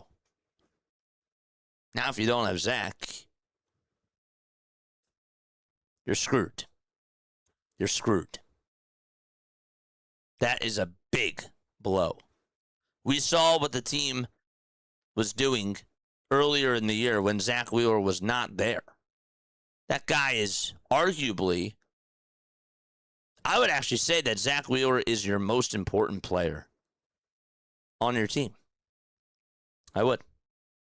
He is the most important piece, especially in the rotation. You have a number 5 hole problem. You have a number 4 hole problem. We cannot afford to lose Zach Wheeler. No, we can't. We cannot afford to lose him. At one point, he was throwing 90. 91. That's an issue.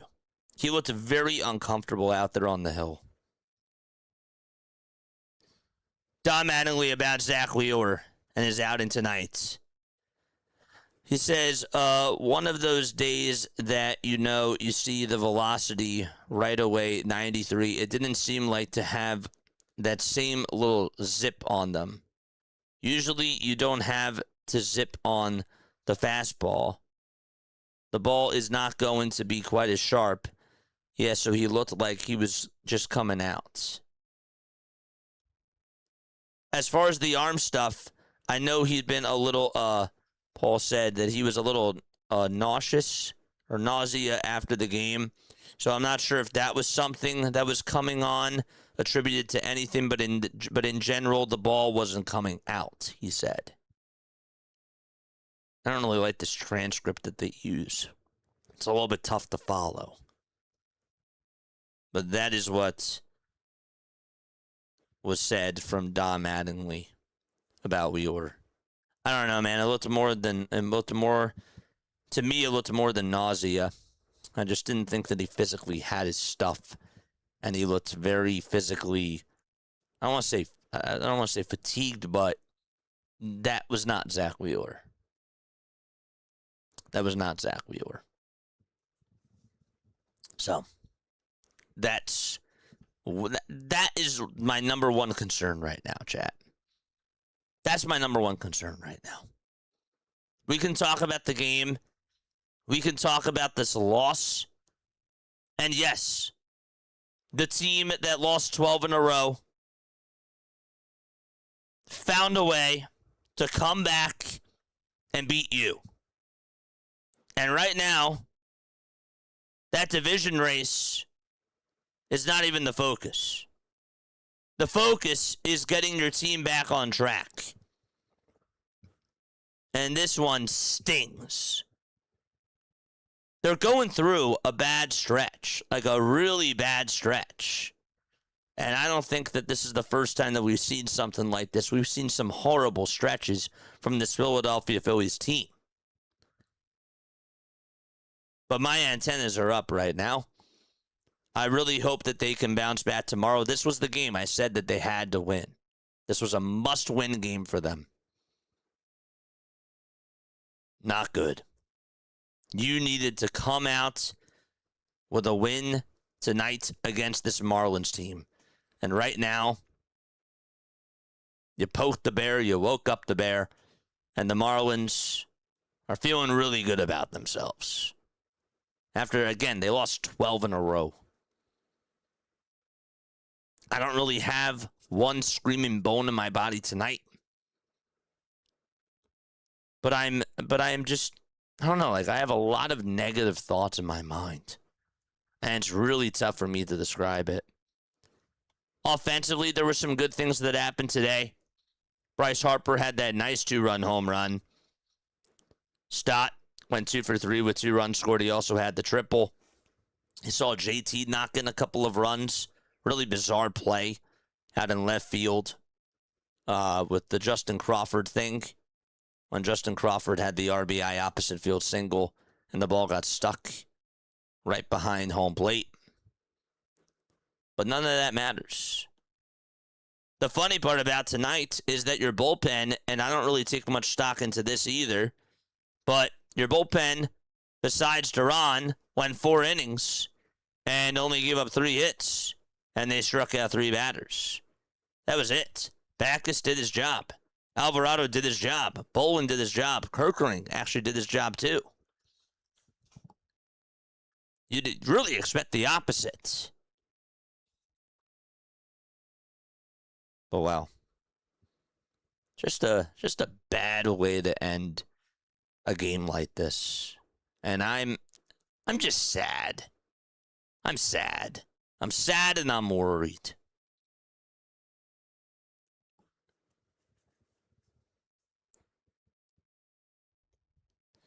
Lachlan says there's no injury concern about Zach Wheeler according to him and Don Mattingly. Just one of those games, Wheeler said. Phillies Nation says this. The immediate... Oh, I saw it before and then it just popped up. Popped away. Sorry about that. And went away. Well, maybe they deleted their post. I can double check. That was an L on my end, even though it wasn't all my fault. They deleted it. Okay. Before tonight, the Phillies were 49-0 when leading after 8 innings. A rough night for Duran. So they got rid of the post. Okay. I don't know, again, if that's just Zach Wheeler just trying to, calm the storm or whatever it is, but I'm just telling you, something just did not look right. I don't take everything that they say. I take it with a grain of salt.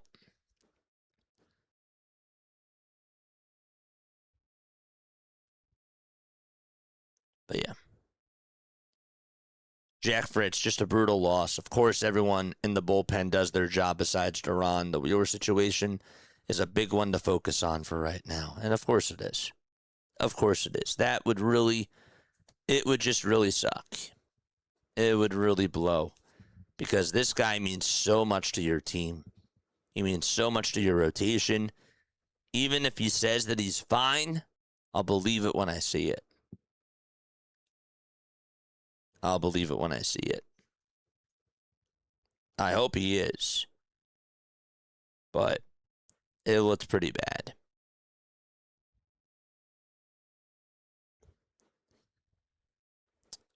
Anything else? Yeah, I'm just... today was supposed to be the day where you got to Tyler Phillips. Phillips did okay. I thought that there were a couple of shots that the Phillies had in the first inning that should have also went. Same thing in the second inning. But ultimately, your runs, you got the runs, and you just couldn't back anything up with your pitching today. It's funny because this is usually why the Phillies don't lose. Zach, if you were... Let me put it to you this way, chat. If you were to tell me that the reason why you lost this game was because of Zach Wheeler pitching very bad today and Duran pitching bad, What were the odds of that? Do you know what I mean? What were the actual odds that Zach Wheeler was going to go 3 innings and allow 5 earned runs, strike out 6, and allow 1 walk, and Duran was only going to get 1 out after they had a 2-run lead and lose the game? That was why you lost. And I'm not angry at Zach Wheeler.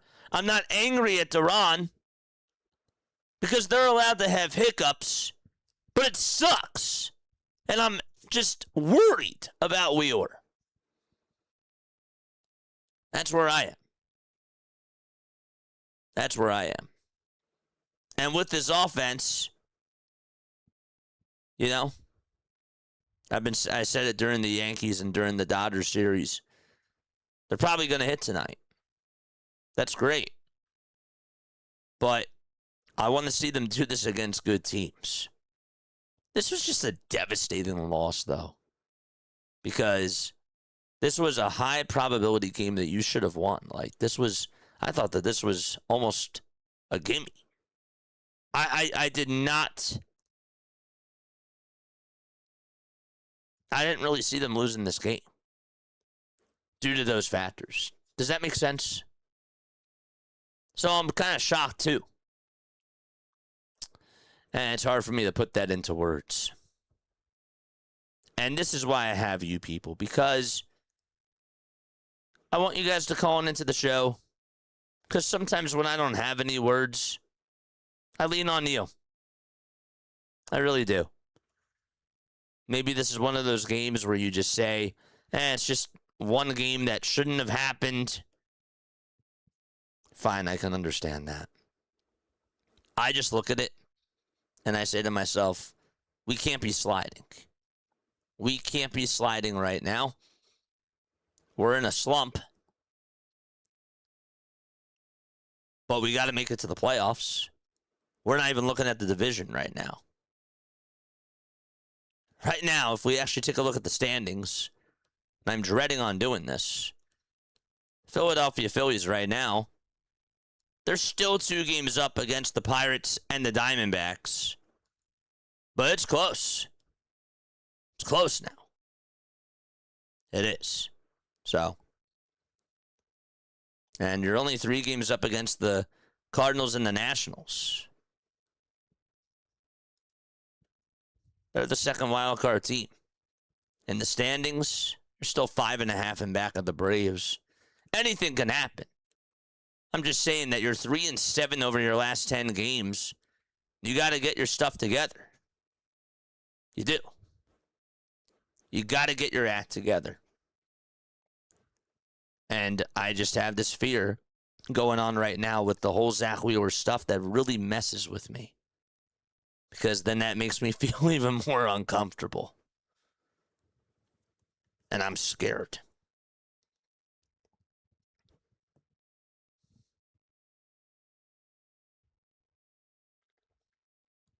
I don't really have an analogy that I can put for this. I can't think of one.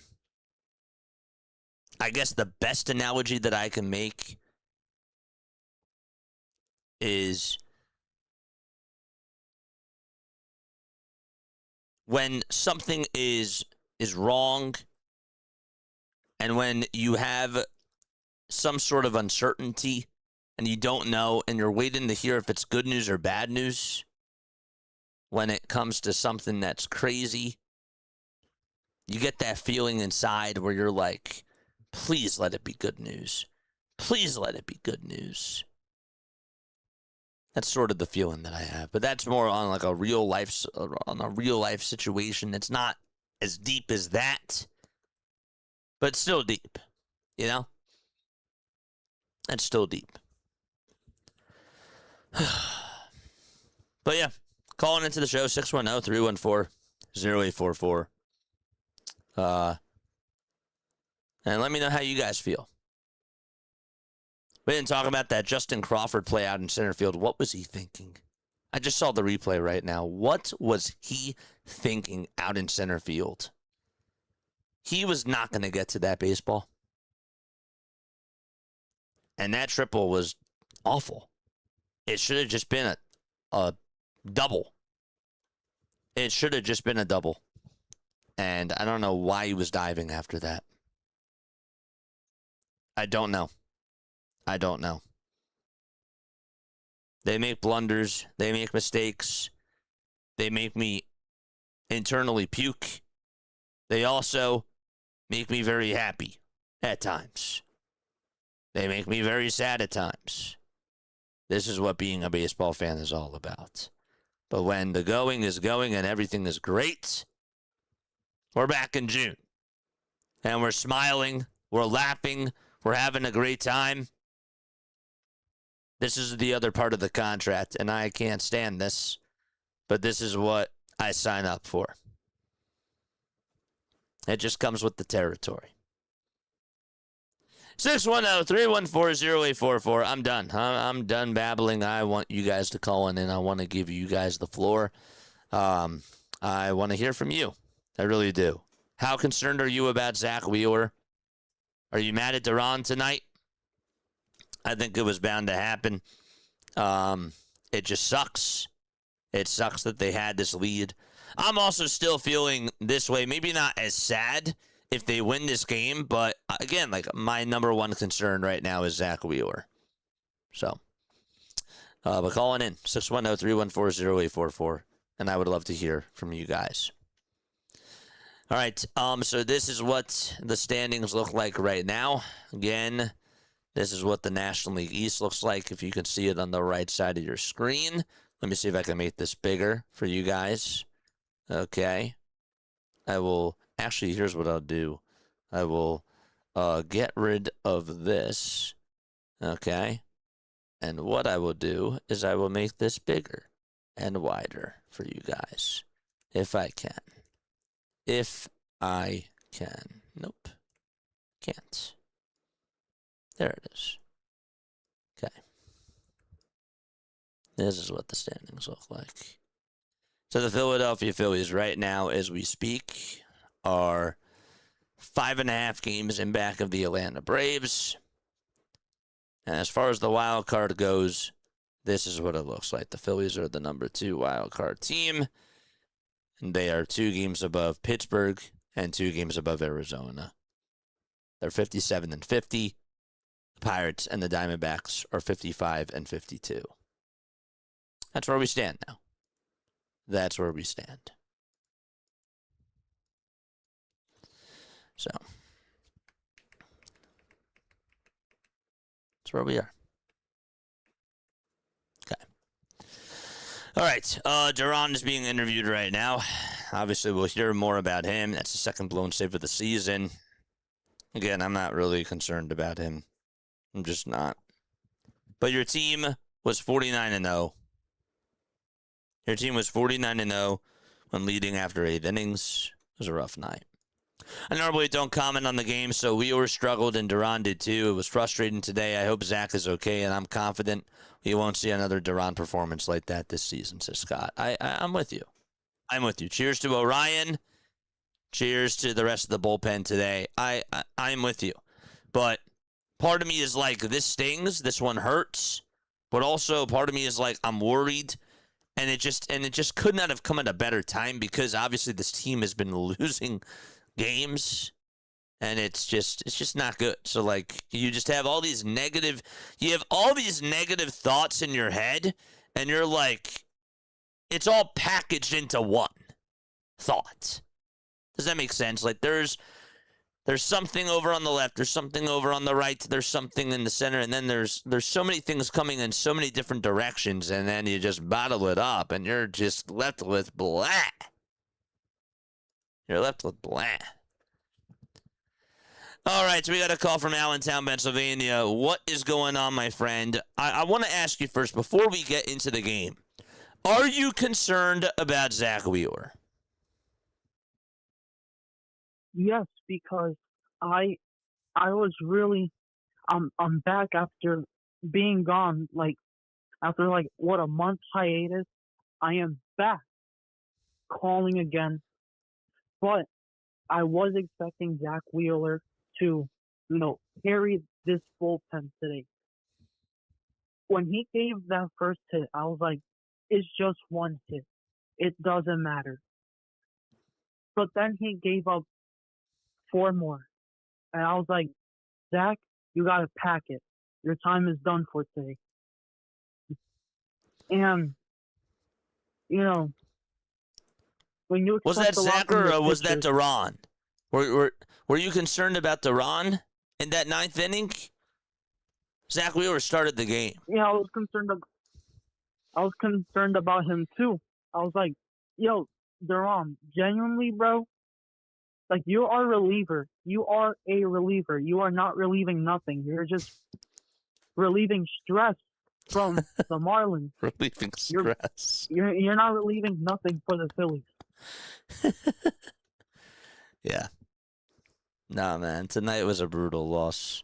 Tonight was one of those losses that was just like, it was just like, how could they do that? Like, the whole goal again, Exactly.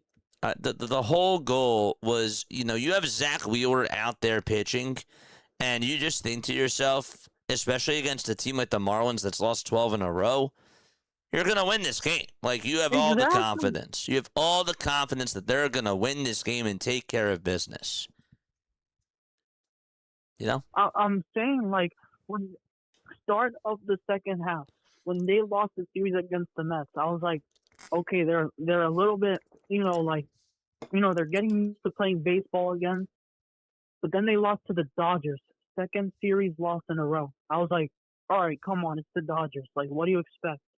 We get crapped on by the Dodgers all the time this year and in the playoffs.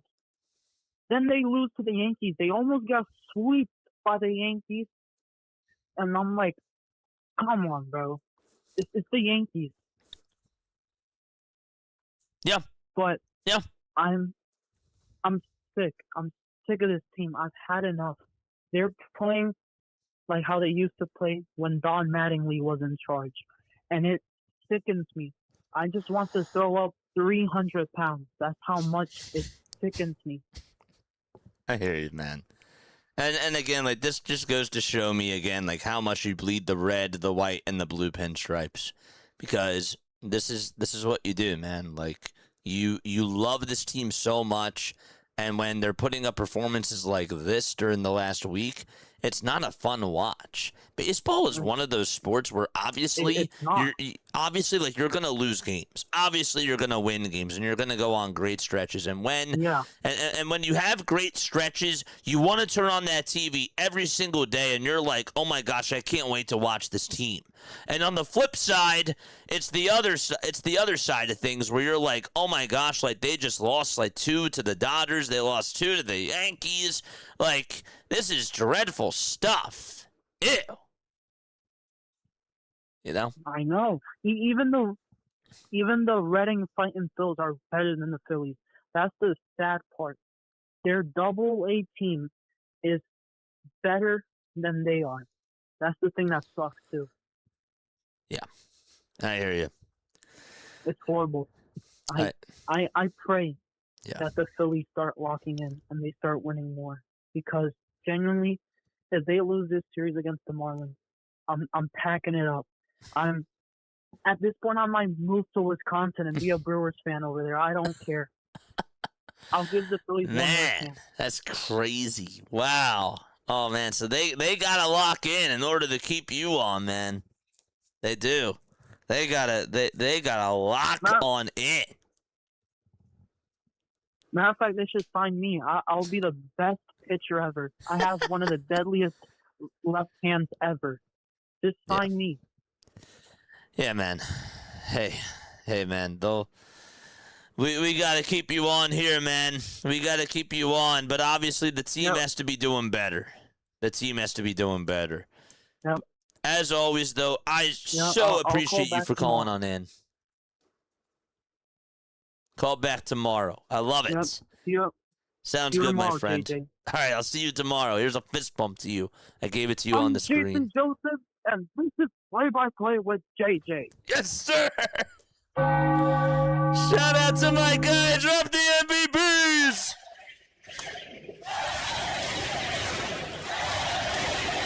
Love how he added it. was awesome.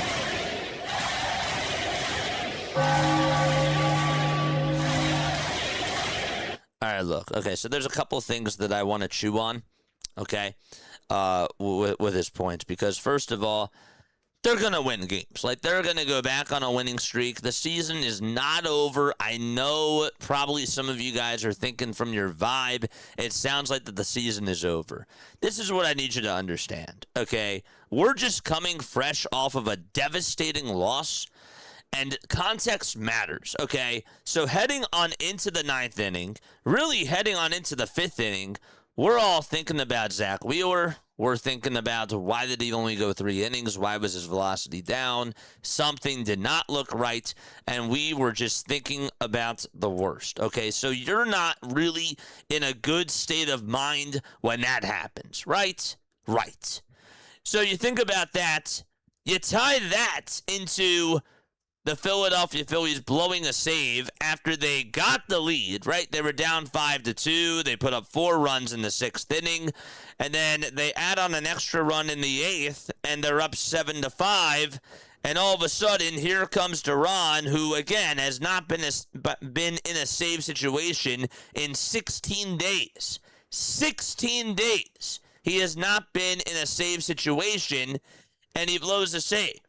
And not only does he blow a save, but he just looked absolutely awful today. He did. He looked really bad out there on the bump. So you tie all of that in, and you think about how they did last week against the teams like the Dodgers and the New York Yankees, and this is what you get. This is what you get. So, sure, teams have bad stretches. Teams also have very good stretches. But you also factor in the whole thing about the offense, the thing about what they need at the deadline, the bats, the pitching, and all that type of stuff. And it's all bottled into one negative bubble of a thought. And this team, I do think, is going to get hot again. I'm not saying that they aren't. But this is what happens when you're coming fresh off of a loss, and you need to let things marinate. But unfortunately, because of how, even during great stretches, and even during phenomenal comeback wins, we get a little bit irrational. That's just what being a Philly fan is. We're so high, we're just like, this team is going to go out there and do really well in the playoffs. Like, I can't wait. I'm so happy with how they're playing right now. And you just get all this excitement. And on the flip side, you get all this nervousness when it comes to stretches like these, and when it comes to a game in particular like this. I thought there was no way that they were going to lose this game. I was like, they have to win this game. So Joe was right. Joe said that you said that there was no way that they were going to lose this game. I did think that. I didn't want to say it out loud.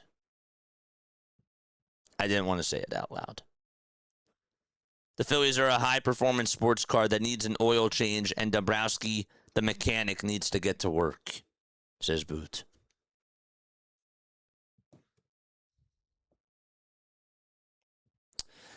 Oh, man. Oh, gosh. Brandon Marsh will not be on this team next Tuesday, says Boot.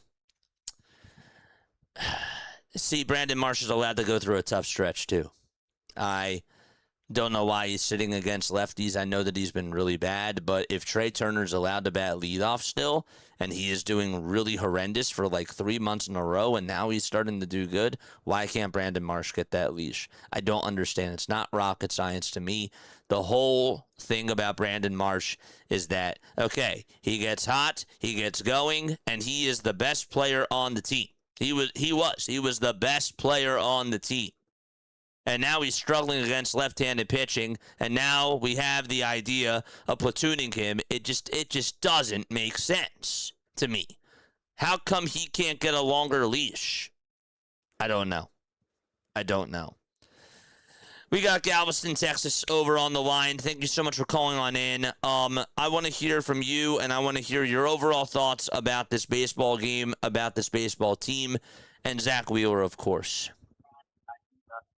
Okay. And also, first, Zach Wheeler. Oh, sorry. Really, really quickly. I just want to say, can you turn off the echo? No, go ahead, bro. Can you turn off the echo really quickly? Oh, I'm sorry. No worries. Yeah, let me turn that off. I didn't mean to cut you I off. got it off. There you go. Okay, what I was going to talk to you tonight, this is like the third time I've talked to you. Love it when you call in. And yeah, I don't know if you remember, but from Fort Stockton, Texas. But I do. what I was looking at, okay, I'm a statistical man, and statistics don't lie. Okay, and I'll tell you why. This year, they're minus 12 run differential, right? In 2026. Last year, they were plus 130. 2024, they were plus 113. 2023, they were plus 81. 2022, they were plus 62. The last time they didn't make the playoffs, they were minus 11 in 2021. Now, usually when you're in the minus, you're not going to make the playoffs. But this year is an exception. I tell you why. If you look at all the records in the National League, there's only 3 teams that are playing well. Milwaukee, Dodgers, and Atlanta. And the Cubs are probably the best, the best option. Those 4 teams. Sure. So you got all these other teams bunched in with what? 56, 57, 55 wins. So, yeah, we get upset after a loss like this tonight. But when you think about it, we still got, 50-some games left. If we can just hang in there to the end, get in, even if it's a wild card, you just never know. It's not over. But that run differential thing worries me because, like I said, when the Phillies had those incredible seasons, they've always had that. I'm a big statistical guy. So when I look at that run differential, and when you're in that minus, you usually don't make the playoffs.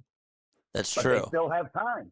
That's true. There's only 50-some games left. They still have time to get their act together. But if we lost Zach Wheeler, that would be bad. I haven't heard anything. I've heard people say over on YouTube while I was listening to you that he's okay and blah, blah, blah. But we'll see. We'll see, after tonight. Sometimes you have to let the night go through. Yes. Let's see what happens tomorrow. It might be a different story, The other thing, I'm too. worried about that. Yeah. Keep going. Sorry, I didn't mean to cut you off. So I'm worried about Zach Wheeler because of that almost life-threatening situation he had with the blood clot. Yes. Right away, that's what I was thinking. Yes. I was thinking of that right away when he slowed down only 3 innings. He didn't do that all year. Yes. When his pitch count went down and he lost speed, I'm like, oh, no, please.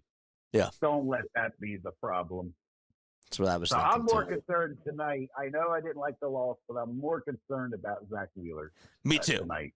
Me too. That's exactly where my mind is. It was like, again, like everything was all packaged into one because even if I even said this, like even if they won this game, like Zach Wheeler was still going to be number 1 on my mind. And now it's like, dude, how many negative feelings can I just have right now with all these bad things? It's ridiculous. But, I'm worried about it. I'm worried about him. And like I say, having a life, I don't know if people knew it, but I'm sure they do, the Philly people out there. I was originally from New Jersey. I lived there 48 years, but I've been out here in Fort Stockton for 18 years, but I've always stayed with my Phillies. Of course. I always stay with my Phillies and my Flyers. I love it. I'm not an Eagle fan. I'm sorry. I'm not an Eagle fan or a basketball fan. I don't like basketball and I don't like football. I just love hockey and baseball. So I enjoy your baseball call. And then when that's over, I don't get to hear you until the next season, unless maybe one of these years you get into hockey with you. I would love to see it. I know that's hard to call. Yeah. You really do. Yeah, that's hard to call. But I think you could do it. You've got that personality. Thank you, man. And I think you've got that gump and that personality where you can learn it, man. Maybe just practice it for a while before you come on, like do it when you're not on with us and see how it goes. Because, man, I think you would do well with that. Thank you. Because you get excited, you know what I mean? And that's what we need. I do. No, I like that. I like your personality. You got an exciting person, very enthusiastic, and that's what I like. That's why I keep coming back. I appreciate that. Thank you so much. What was your name again? And you know what? Wayne Gilbert from Fort Stockton. I also want to say I made a comment after the game. I said, JJ, and I know you're not probably going to do it, but I said, JJ, if you feel like you need to take a couple days off just to get refreshed after all this losing, sometimes that might be good. But Yeah. I said, but then at the end of the comment, I said, you do what you feel you have to do. I was just making a suggestion. I appreciate Sometimes it. it might happen where you might need that. You know what I mean? It gets frustrating when they keep losing. Nah. So I'm a true Philly fan. We're passionate. We love them when they're winning. We hate them when they're losing. Of course. You know, that's true Philadelphia fans. You know, I see in the comments people call us fair weather fans. No, we're not fair weather fans, man. We're passionate. When they lose, man, we expect it, man.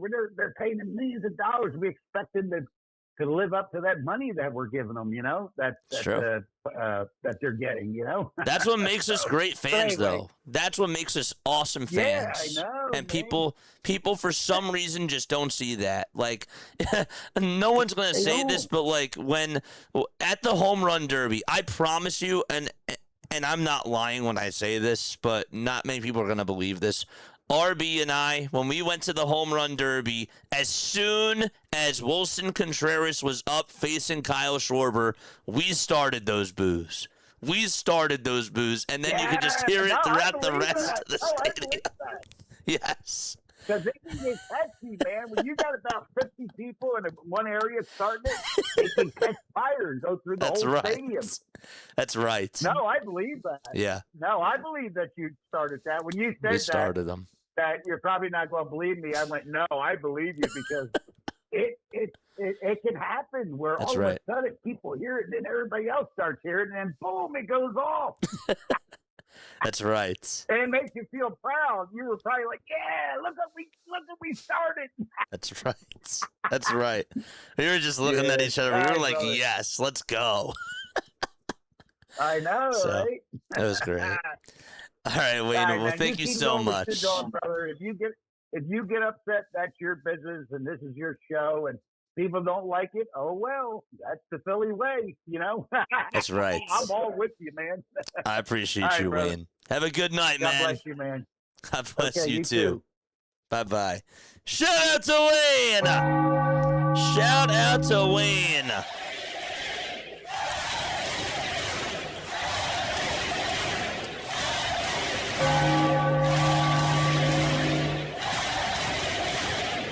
Drop the MVPs in the chat and the fires for Wayne. Absolutely.